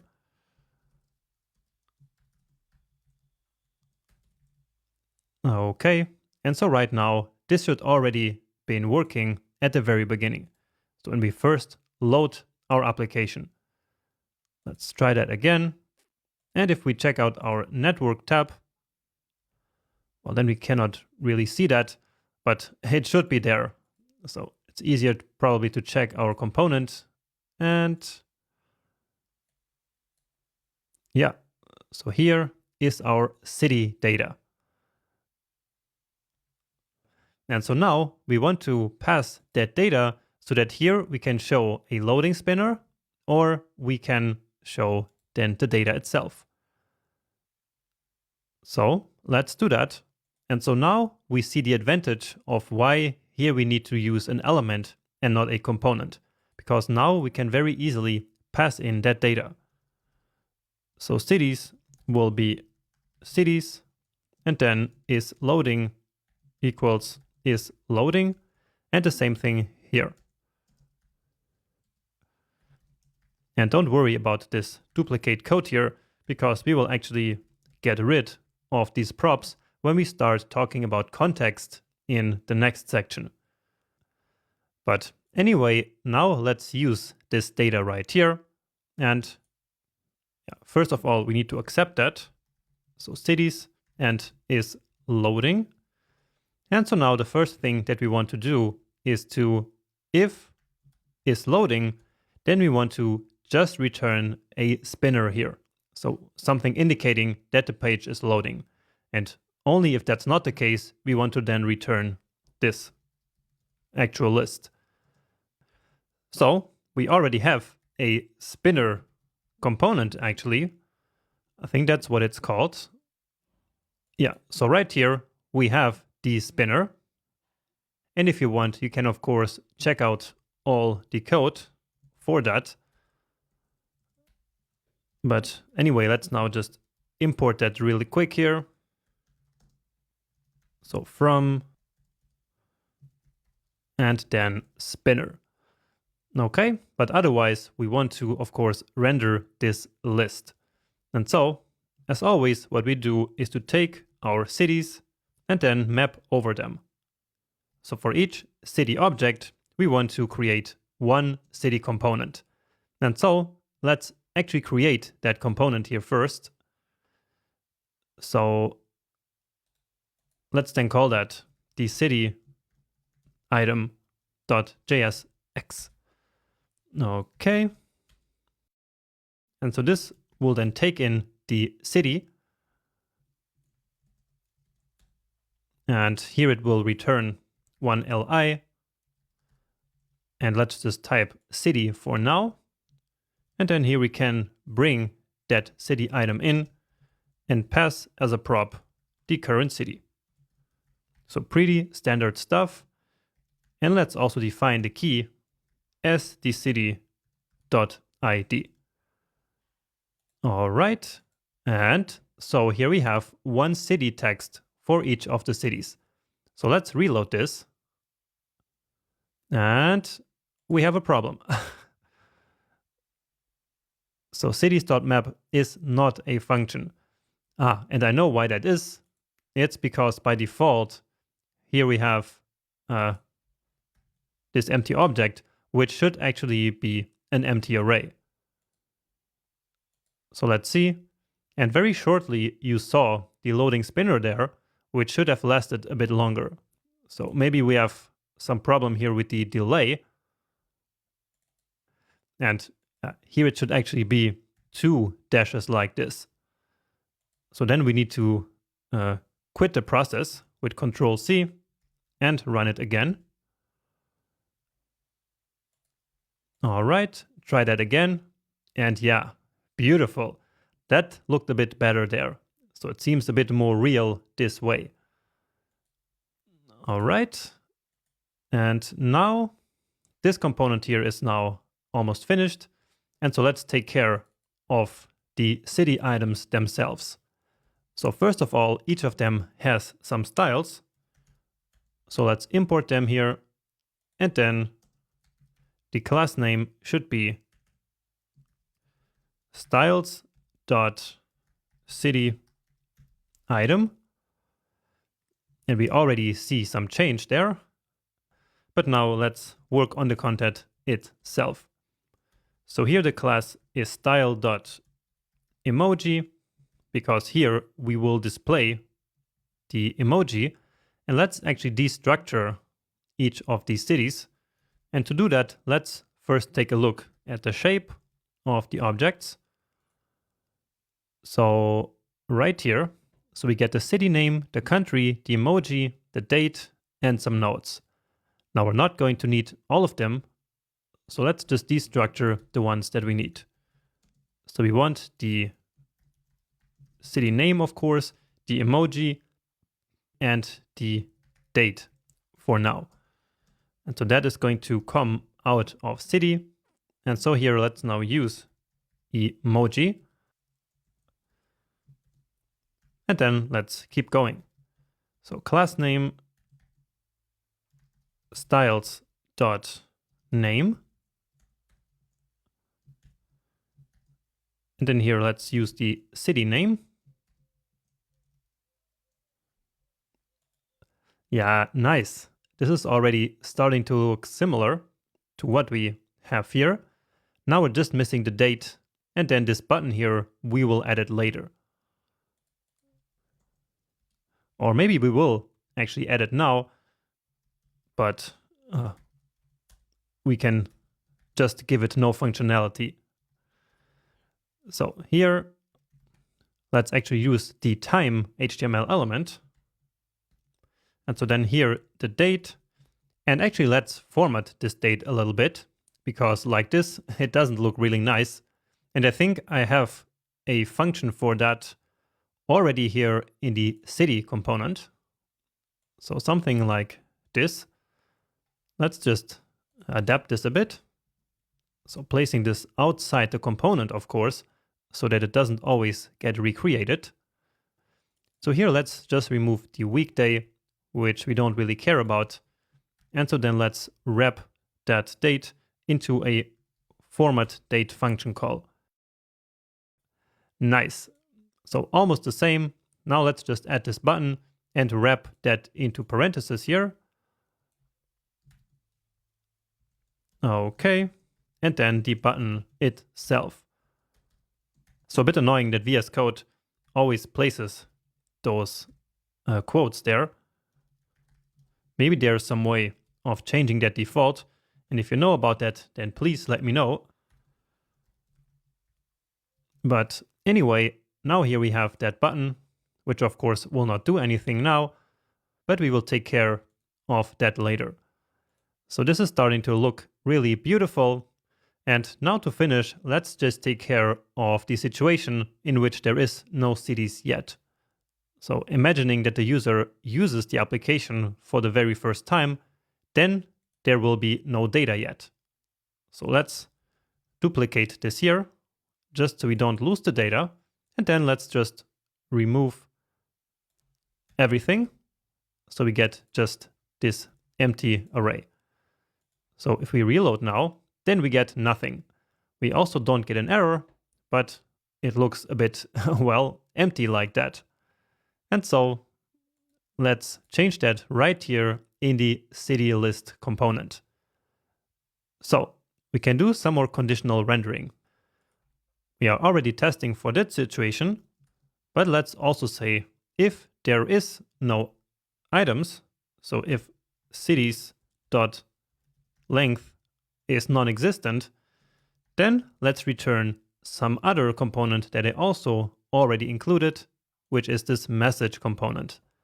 So this is, again, just a presentational component which all it does is to receive a message string, and then it displays that nicely in the UI with this emoji right there. So let's use that. And we pass in the message prop, lowercase please. Add your first city by clicking on a city on the map. All right. Of course, now our app doesn't know about this, but there we go. Beautiful. Now, of course, we cannot do that yet. And so let's just get all the data back here, give it a save, and delete this file. And so with this, we have actually finished this lecture.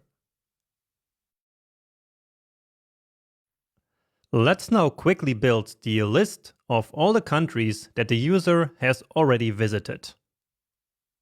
And to show you what I mean by that, let's just copy two objects here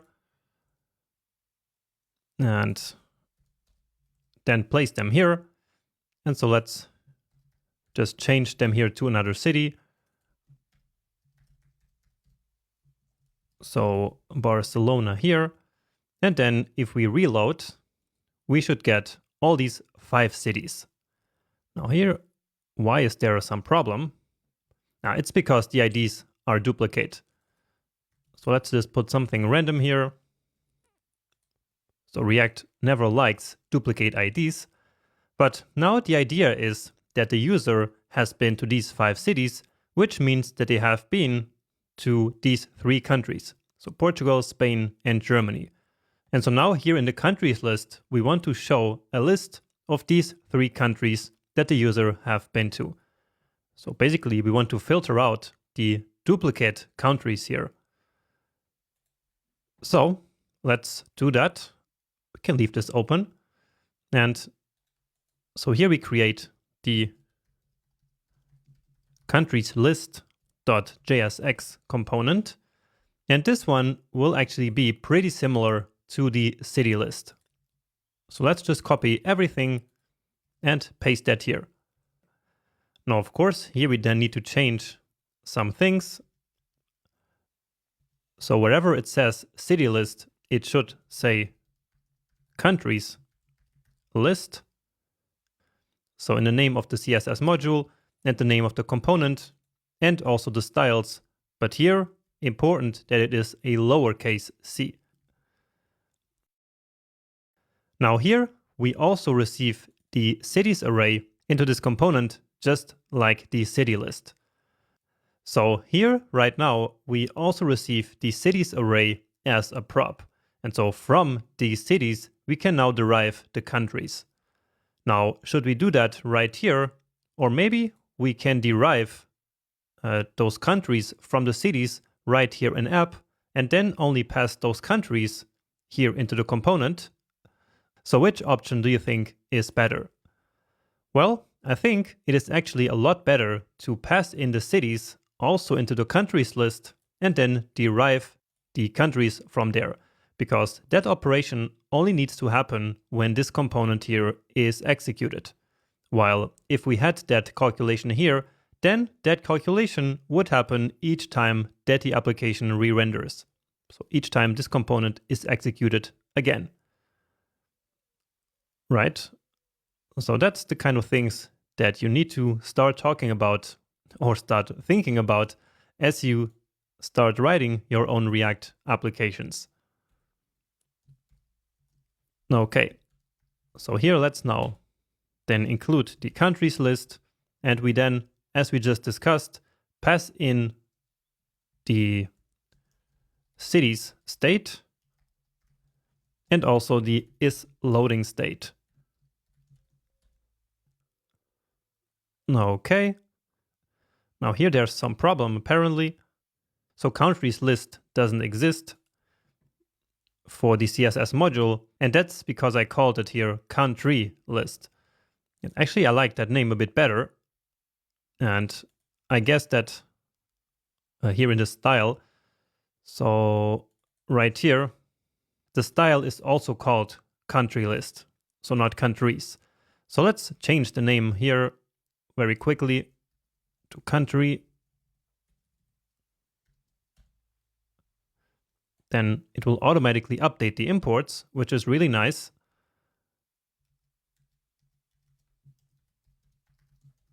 Then country list here, and let's make it lowercase. Then in app.js, we see that, yeah, it has successfully changed here. Now we just need to change the import name also to country list. So this is something that I do all the time, actually. So changing file names, and so it's good that this also happened here online on the video. Now also notice how I just moved this import here up, and so that's because it's kind of a convention to have all the imports from third-party libraries at the top, and then after that we import our own files. So that's just to make it a bit more organized. All right, so here we have now our countries list. This we don't need anymore. And so now we can derive basically a countries array from the cities array. So let's for now just start with an empty array here so that I can then replace cities here with countries. And here I need to fix that. And then here, each of them is going to be a country.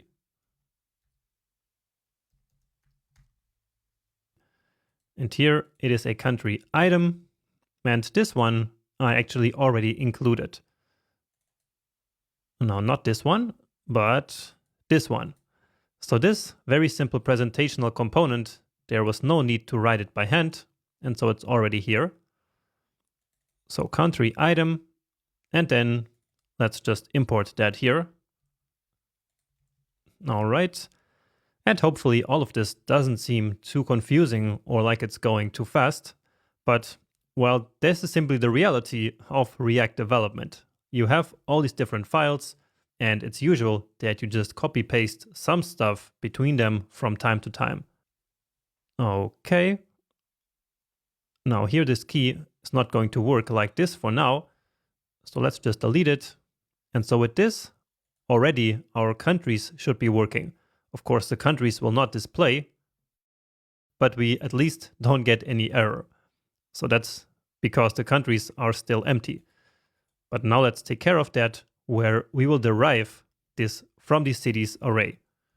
Now the idea is basically to create a new array which only contains the ones where the city name is unique. And so for a complex operation like this, I many times like to reach for the reducer method. And I'm sure there would be many other, maybe even more efficient ways of doing so, but this is just how I like to do it. And of course, I could already have included the code here as starter code, but I thought it might be a good idea to just walk you through the code as I'm writing it here.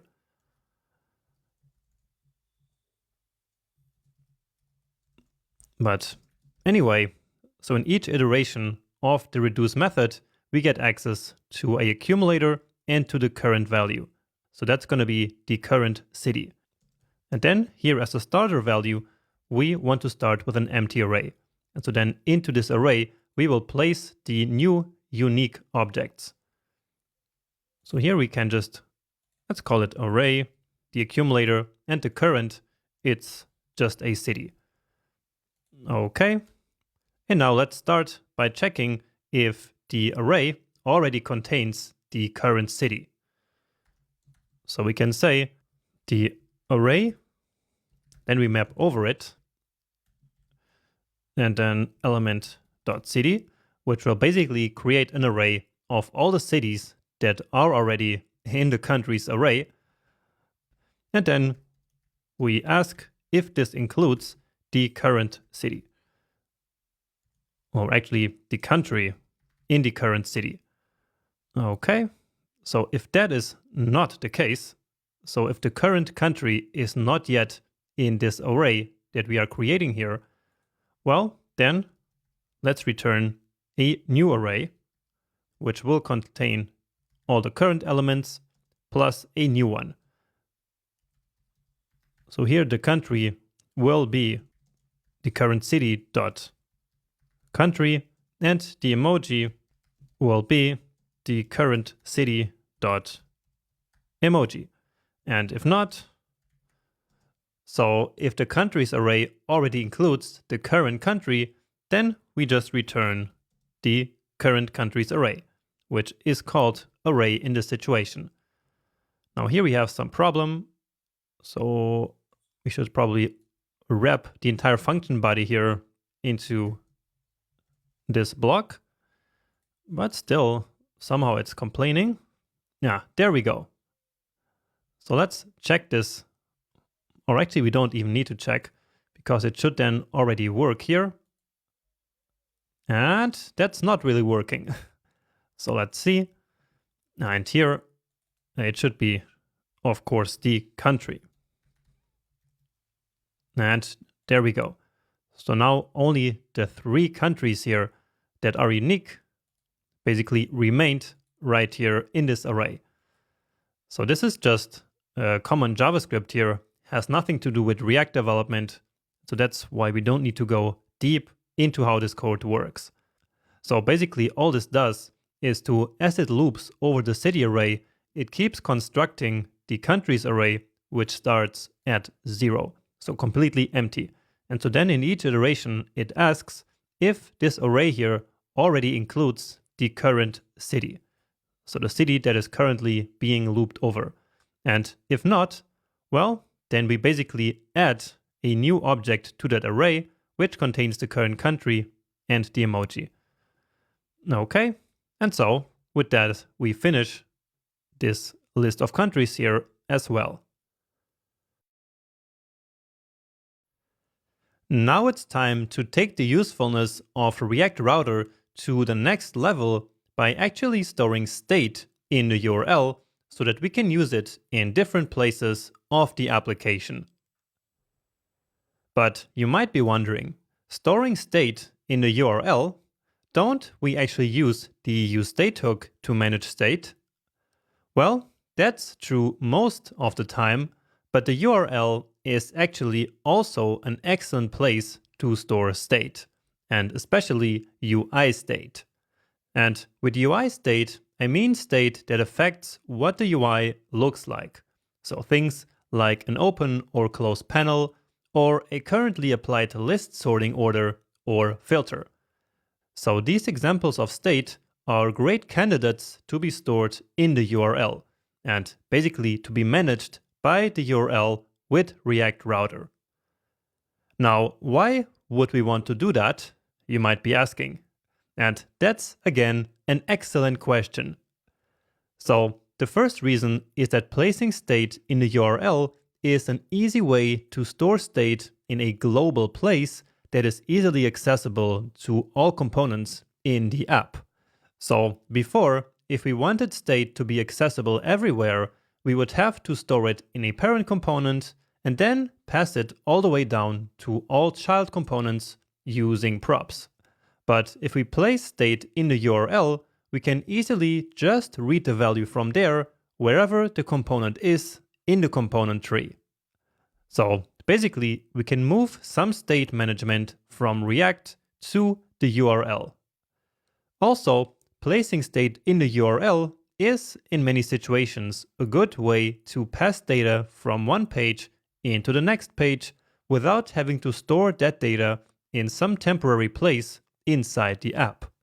And finally, another amazing reason why we should place UI state right in the URL is that doing so makes it possible to bookmark or to share the page with the exact UI state that the page had at the time that we are sharing or bookmarking it.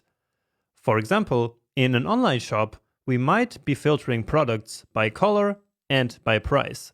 And if that filter is saved in the URL, we can then share the page with someone and they will see the exact same filters applied to the list of products. So that's really helpful and enables a great user experience. Now, okay, but enough talking. Let's see how we can actually do this using React Router. So in a URL like this, we already know that we have a path. For example, app/cities. And we can consider this part state because it corresponds to the component that is currently being displayed. But this part is not really useful for state management in the way that I have been describing. So for actually storing state in the URL, we use params or the query string. Now, params, which stands for parameters, are very useful to pass data to the next page, while the query string is useful to store some global state that should be accessible everywhere. But to understand this a bit better, let's look at this example in more detail. So this URL that we just looked at corresponds to this view. And in the URL, you see that the param is Lisbon. And so because of that, the page that was loaded is exactly about the city of Lisbon. So by creating a link that points to a URL with this param, we are able to pass the city name to the next page whenever the user clicks on that link. And of course, if the URL had another city name as the param, let's say Berlin, then the loaded page would be about Berlin. And so that's the power of params, but there is more, because we also have the query string and it works in a very similar way. So in this example, we store the lat and lng pieces of state in the query string, which correspond to this position on the map. And the same is true, of course, for the other URL. So each of these cities has, of course, a unique location, and that location is reflected right in the URL. And so in this example, we leverage the power of the URL to manage state in an effective way by reading the city name and the GPS location from the URL instead of using application state inside React. Now, this probably looks all a bit confusing, which is why we're going to have plenty of opportunity to practice all this throughout the rest of the course, starting in the next video. So let's now use React Router params in order to pass some data between pages. So just like we have learned in the previous lecture. And to demonstrate what we're going to do, I'm back here in the demo app. And so as I hover over one of these items, watch the URL down here in the corner. So it's really small, but try to see it. So see that there we have app/cities and then / the ID of this city. And if we go to another one, then the ID changes. And so if I now click on this link, it will move there. And so now that ID is right here in the URL. And as you might have noticed, then this component down here used that URL to fetch the data about this city from the fake API. And so that's what I mean by passing data from one page to the other. So in this case, we passed the ID of 739 by clicking here and then reading that ID in this component from the URL. And so all without storing that data somewhere inside the React application, which we would have to do without React Router. Right? And so let's now implement the same thing here in our application. So to use params with React Router, we basically do it in 3 steps. So first we create a new route, then we link to that route, and then in that route, we read the state from the URL.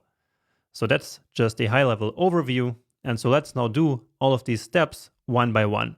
And so first, we create a brand new route here. So let's do it right after the cities route here. So a new route with a path of cities. And now comes the special part.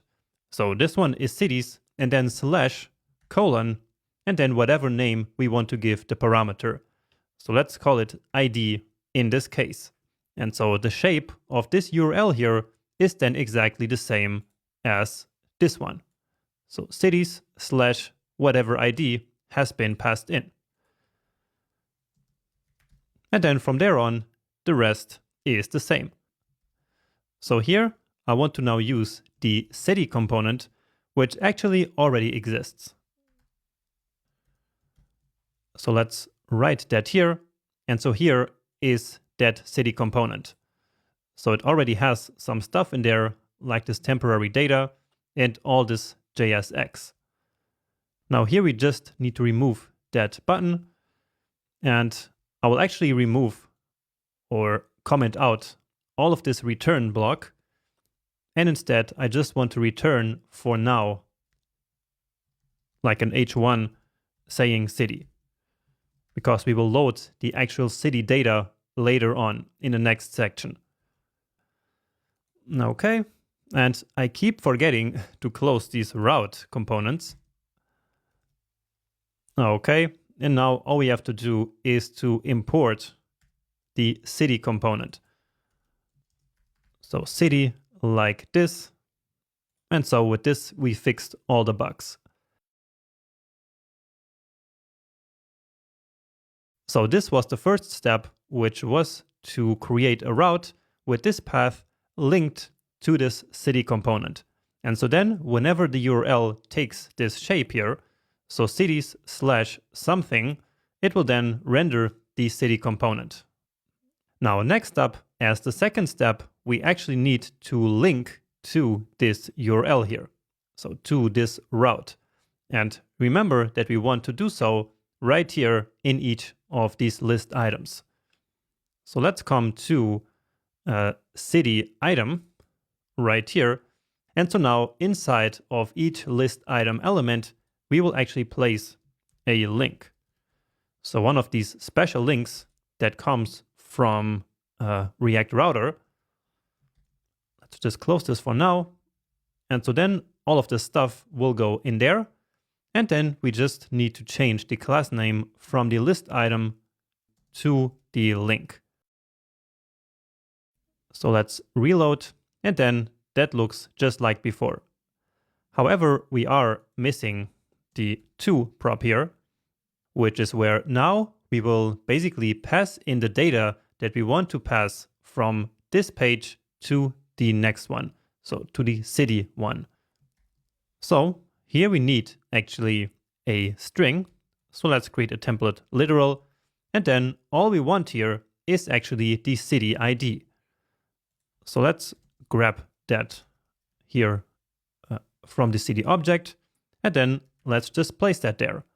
And so now if we save this, and if you see down here, then notice how we already see those new links there. Now, as we click here, then it actually moves, and here we get the URL.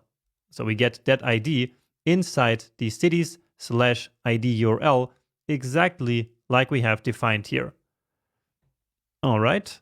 And it's really important that here we only pass in the ID, because in this format, this will then simply add it to the current URL. While if we started this with a slash, then, so let's come back here. Then in that case, if we clicked, it would simply go to the root URL slash the ID. And so that's not what we want. We want to basically attach this ID here to the end of the URL that we already have. All right, so let's try that again. And yeah, there it is. Now, in case you actually don't have the cities in the URL yet, so in case you just came here and now click here, then this whole thing is not going to work, because then we don't have the cities part. So it's important that first you click on cities so that the URL gets that cities, and then you can click here. So we will fix that later in the section, but for now, make sure that you first really activate this cities page. So the cities route, so to say. And so then again, once you click here, this ID from this city will get passed into the URL. And so then we move to this other component, And now in the third step, we can then read the data from the URL into this component. And with that, we will then finish this entire cycle. So let's come into the city component. And then in order to get that data from the URL, we use the useParam hook. So use params, which is once again provided to us by React Router. So it needs to be included here. And so this will then return something to us. So let's just call that x for now. And then I want to console.log that x. And immediately we saw down here what we got here. So we got this object with the ID that is right here. And if we went back, for example, to Pharo, then here we got this 4545 ID. And the reason why this is called ID here is because that's the parameter name that we gave it here. So if we called this city, then down here it would be called city. So this here really determines the name of the data, so of this parameter that we're passing in. And so then here in the component where we consume this data from the URL, we usually immediately destructure that. So just like this. And so now the only thing that I want to do here is to then write that ID into this H1. So for now, this is all that we're going to do. But later then in the next section, we will use this ID to fetch all the data about the city from our API. Nice. So we just learned how to use this very important tool of React Router that are params. So let's quickly recap. So we created a new route right here. And of course, it wouldn't have to be a nested route. So we could have done this anywhere here. And here, let me just remove this actually. So of course, we could also have done like product/ID. So it wouldn't have to be a nested route, but this is just where this is useful in this application. But of course, in future applications that we're going to build, we will use params in some different place. But anyway, here we specify the name of the param and as always the element that should be rendered when the URL matches this path. Then we basically link to this route. So we create a link that we can actually move to this page here in our application. And we did so by passing in this data right here.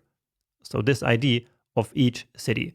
And then as a final step, we read that data from the URL using this useParams hook. And now let's learn how to use the second way of storing state in the URL, which is the query string. And so in this lecture, I want to do exactly what I showed you in that slide 2 lectures ago. So where we added the position of the current city right here to the URL as a query string. So adding that data to the query string is actually really easy. All we have to do is to add it here to the path that the user will go to when they click on this link. So here we are in the city item component, which gets access to the current city.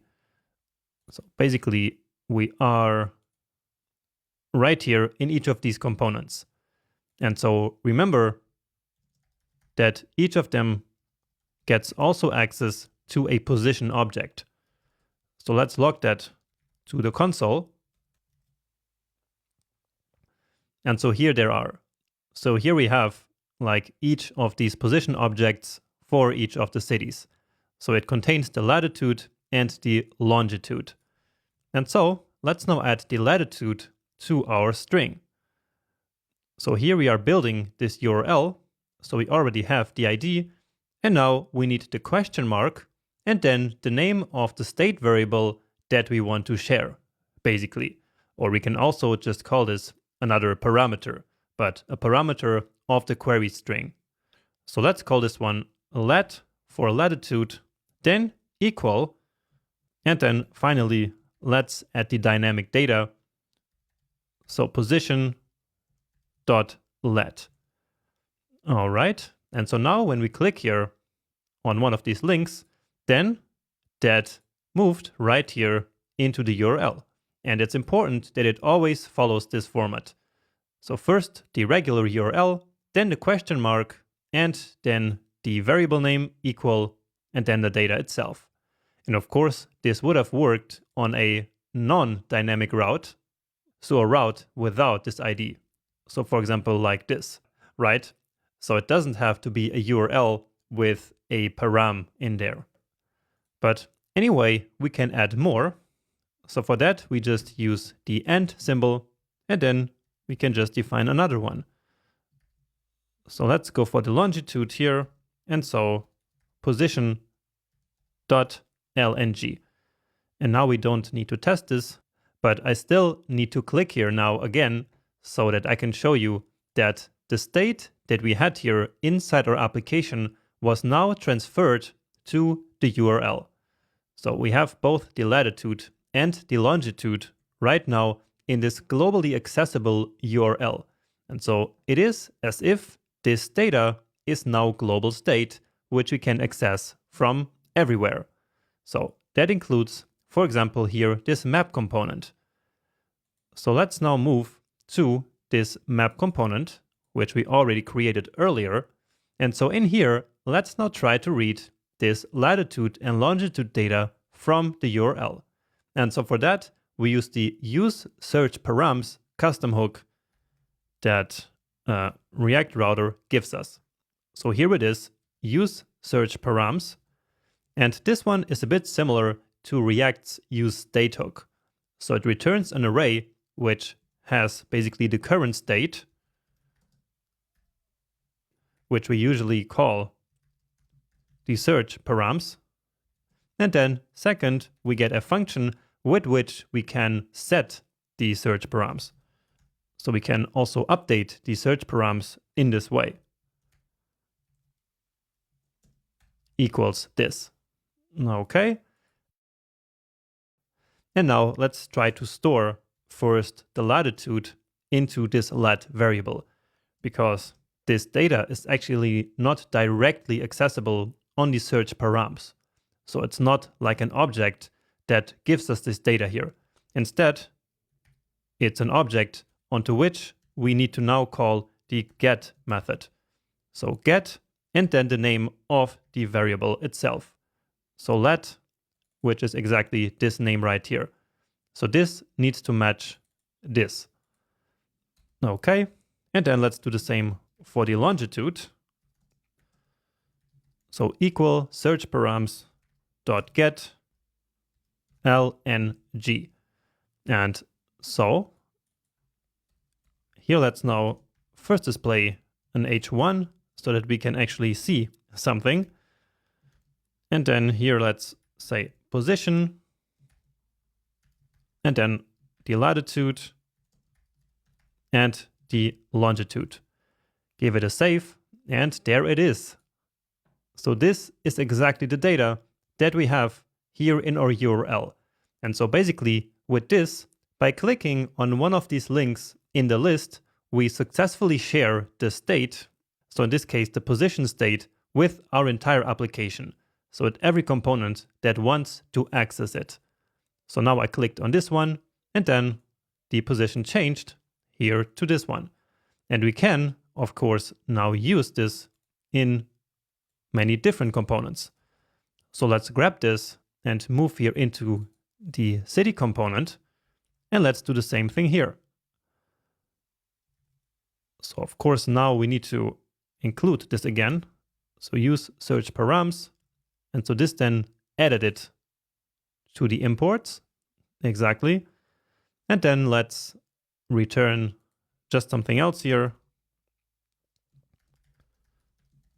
So doing the same thing, position, lng, and then the latitude. Now here React is not happy. So let's do a fragment here in this case. So now this is really small, but the point is that the data is actually exactly the same. Not the same order, but well, that's not really that important. But once again, we were now able to pass this data here into all kinds of different components without having to store it anywhere inside our React application. So we didn't have to create any new piece of state, but instead we just stored it in the URL and then made it accessible everywhere. And so this is going to be really helpful here in the future to move the map to exactly the position of the city that was loaded here. So remember that we got the state here into the URL in the first place by passing it here into the link, so into the to-prop of the link. So this is how we create a query string. But we can also then update the query string, as I mentioned before, using this set search param functions. So let's do that here as well. So I will just create a temporary button here. Let's say change position with an on-click handler. And so here, let's just create a quick function because this is just to demonstrate. So here we can now say set search params. And then here we need to actually pass in an object with the entire new query string. So let's say the latitude should be 23 and the longitude should be, let's say 50. All right, so here we don't use the set function as you might expect, but instead we now need to pass in a brand new object here. And so let's see what happens. And there we go. And notice how actually this state has updated everywhere. And so that is really powerful. So it changed not only, of course, in the URL, but also everywhere in the application where this data is read. So it changed here to 2350 and the same thing here, even though it's really small, but notice how it did change really everywhere. Now, okay, and so now with all this in place, so with both the params and the query string now working, we can demonstrate one of the great advantages of having all the state stored in a URL that we talked about earlier, which is that now we can just take this URL and then, for example, share it with someone. So you can now copy this and then send it in some WhatsApp message or something like that. And then the other person can open up their browser, paste that URL there, open it up, and then they will see the page at exactly the same state. So we are in the same city here with the same position being displayed here and in the map. So this app looks exactly like this one. And so once again, that's because of the power of storing all the state that is relevant here right in the URL. And so with this, we made the application more shareable and also bookmarkable, if that's even a word. But anyway, as you just saw throughout these two lectures, using params and query strings really are amazing techniques that you are going to start using all the time once you start using React Router on your own. Next up, let's learn about programmatic navigation with the Use Navigate custom hook. So programmatic navigation basically means to move to a new URL without the user having to click on any link. And a common use case of this behavior is right after submitting a form. So many times when the user submits a form, we want them to move to a new page in our application automatically, so without having to click on any link. And so then we can use programmatic navigation to achieve that. So I'm sure you have seen that many times in action in some web applications that you have used. And so now let's do something like this here on our own. Now in this example, what I want to do is that whenever the user clicks somewhere here in this map container, we then want to move automatically here to the form component. So this is not the use case that I explained in the beginning. So after submitting a form, because By now, we don't have any form yet, but we will do that later. But for now, let's just implement what I just said. So clicking here will then move right here to the form component. And clicking here cannot really happen with a link. And so that's why we need programmatic navigation. But first of all, let's set up our route correctly. So right here, we have form already.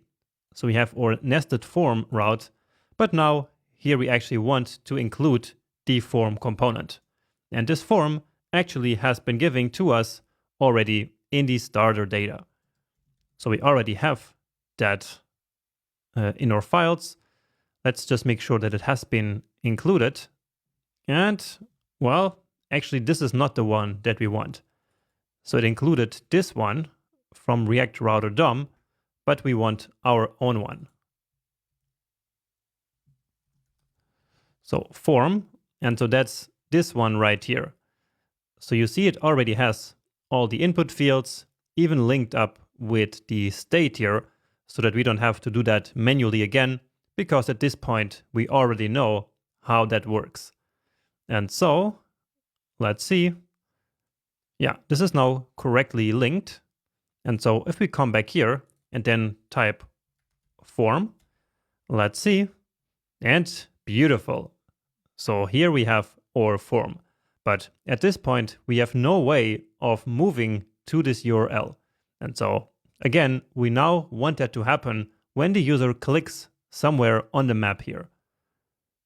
So let's do that. And so let's attach an event handler here on click, and then here our function. Okay, and we will finish this function later, because before we can keep going, we now need to actually use the useNavigate hook. So another hook that is provided by React Router, so useNavigate. And all this one does is to return a function called navigate, like this. And so then we can use this function here to basically move to any URL. So we just need to call that here. And so let's say we want to move to the form, and that's it. So let's go somewhere else. At least it should be here in the app. And so now let's see what happens when I click somewhere here. And indeed, it did move to the form. So without us having to click on any link. So this is programmatic navigation, where we basically, in an imperative way, navigate to this URL. So here in a nav, we do that also. So we also navigate to another page, but in a declarative way, because we just declare this component in our JSX, and that will then do the work of navigating to the city's URL for us.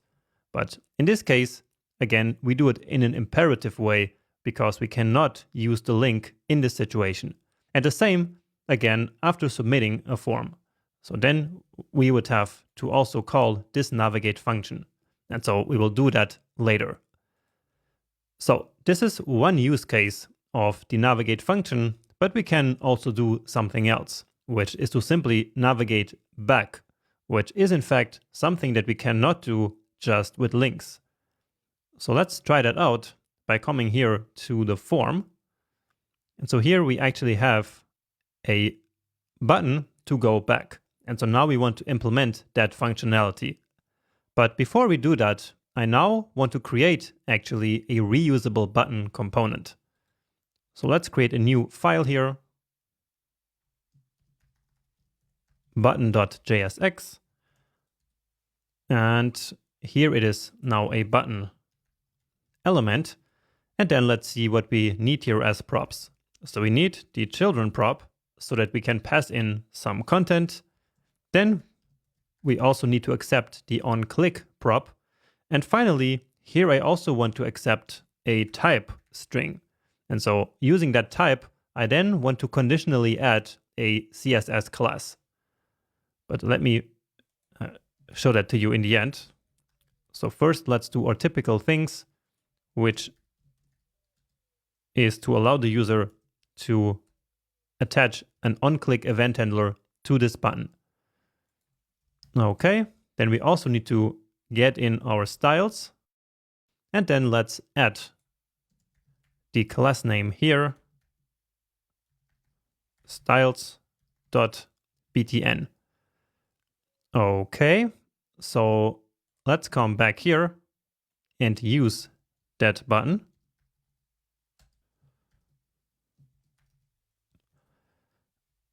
And for now, we don't pass in here the onClick event handler, as we will do that later. So here we got some styling already, but that is not enough. So let's come here to the CSS module for the button and notice that besides the button class, we have these 3 other classes. And so now we want to allow the user to pass in a type, which can be either primary or back or position. And then according to that, we will add the corresponding class. So what I mean is this. So instead of now manually passing in here a class name, we just pass in a string with the type of button that we want. So here we want a primary button. And so then here we receive that inside the button as the type, and then we will use that as a class name here. So this means that now we need to add 2 class names. And the way we do that in CSS modules is that we need to create a template literal. So let's wrap this first in backticks, then into this curly braces. And then here, let's do the other one. So for example, here we could say now styles.primary. And so then all the buttons would get green like this, because the primary is the one with the green background. But remember that actually here we want the type. And so here we now need to do it like this. And so here we get indeed the primary type. But if we use now the back button, so let's do that, then we will get another style. So type of back, and then let's see what we get. And beautiful. So we basically dynamically now selected the style that we want using this type prop string. So let's close that. And now finally, let's attach the onClick handler here so that we can again use the navigate function right here now. So let's include our custom hook again. So use navigate from React Router DOM. And by the way, this used to be called use history in a previous version of React Router. And so now we want to navigate back. So how do we do that? Well, we just need to define basically the number of steps that we want to go back in the browser's history. So if we say -1, then that means that we basically navigate back. So let's try that out here. And moving to cities. And then as I click here, that will open the form. And so now when I click here, we should move back to cities, right? Well, that didn't really work. I mean, maybe you saw a flash of this moving back, but then it reloaded the page here again. And so the reason for that is that this button is located inside a form. So we are inside a form, and so therefore this will trigger the form to be submitted. And so that will then cause the page to reload. So what we also need to do here is to prevent default. So we need to receive the event, and then we need to do e.prevent default. And so this will then prevent this button as it is clicked to submit this form. So let's try that again. Clicking here will open this. And now as we move back, we are back here in this URL. And if I go to countries, then click here again and click back, then we move back to countries. And of course, we could also move forward by doing +1 here, or we could move back twice by doing -2. But usually what we always need is just like this. Now, okay, and that's actually it. That is programmatic navigation for you. Now here I'm just noticing we have some problem. So something with the country list. So country list, I remember that we removed the key from here, but we never put it back. So let's just use the country dot country, which is unique in this situation. So let's reload, and then we get no more error. So we learned about how to programmatically navigate using the use navigate hook. But there is also a declarative way of doing that. And so let's now check out the navigate component. Now, since we have React hooks, the navigate component that we're going to learn about now is not so much used anymore.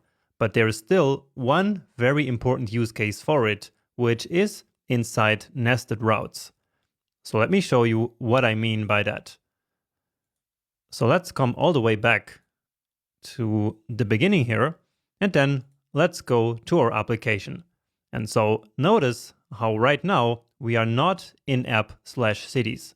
And so that's why here, then this button is actually not selected.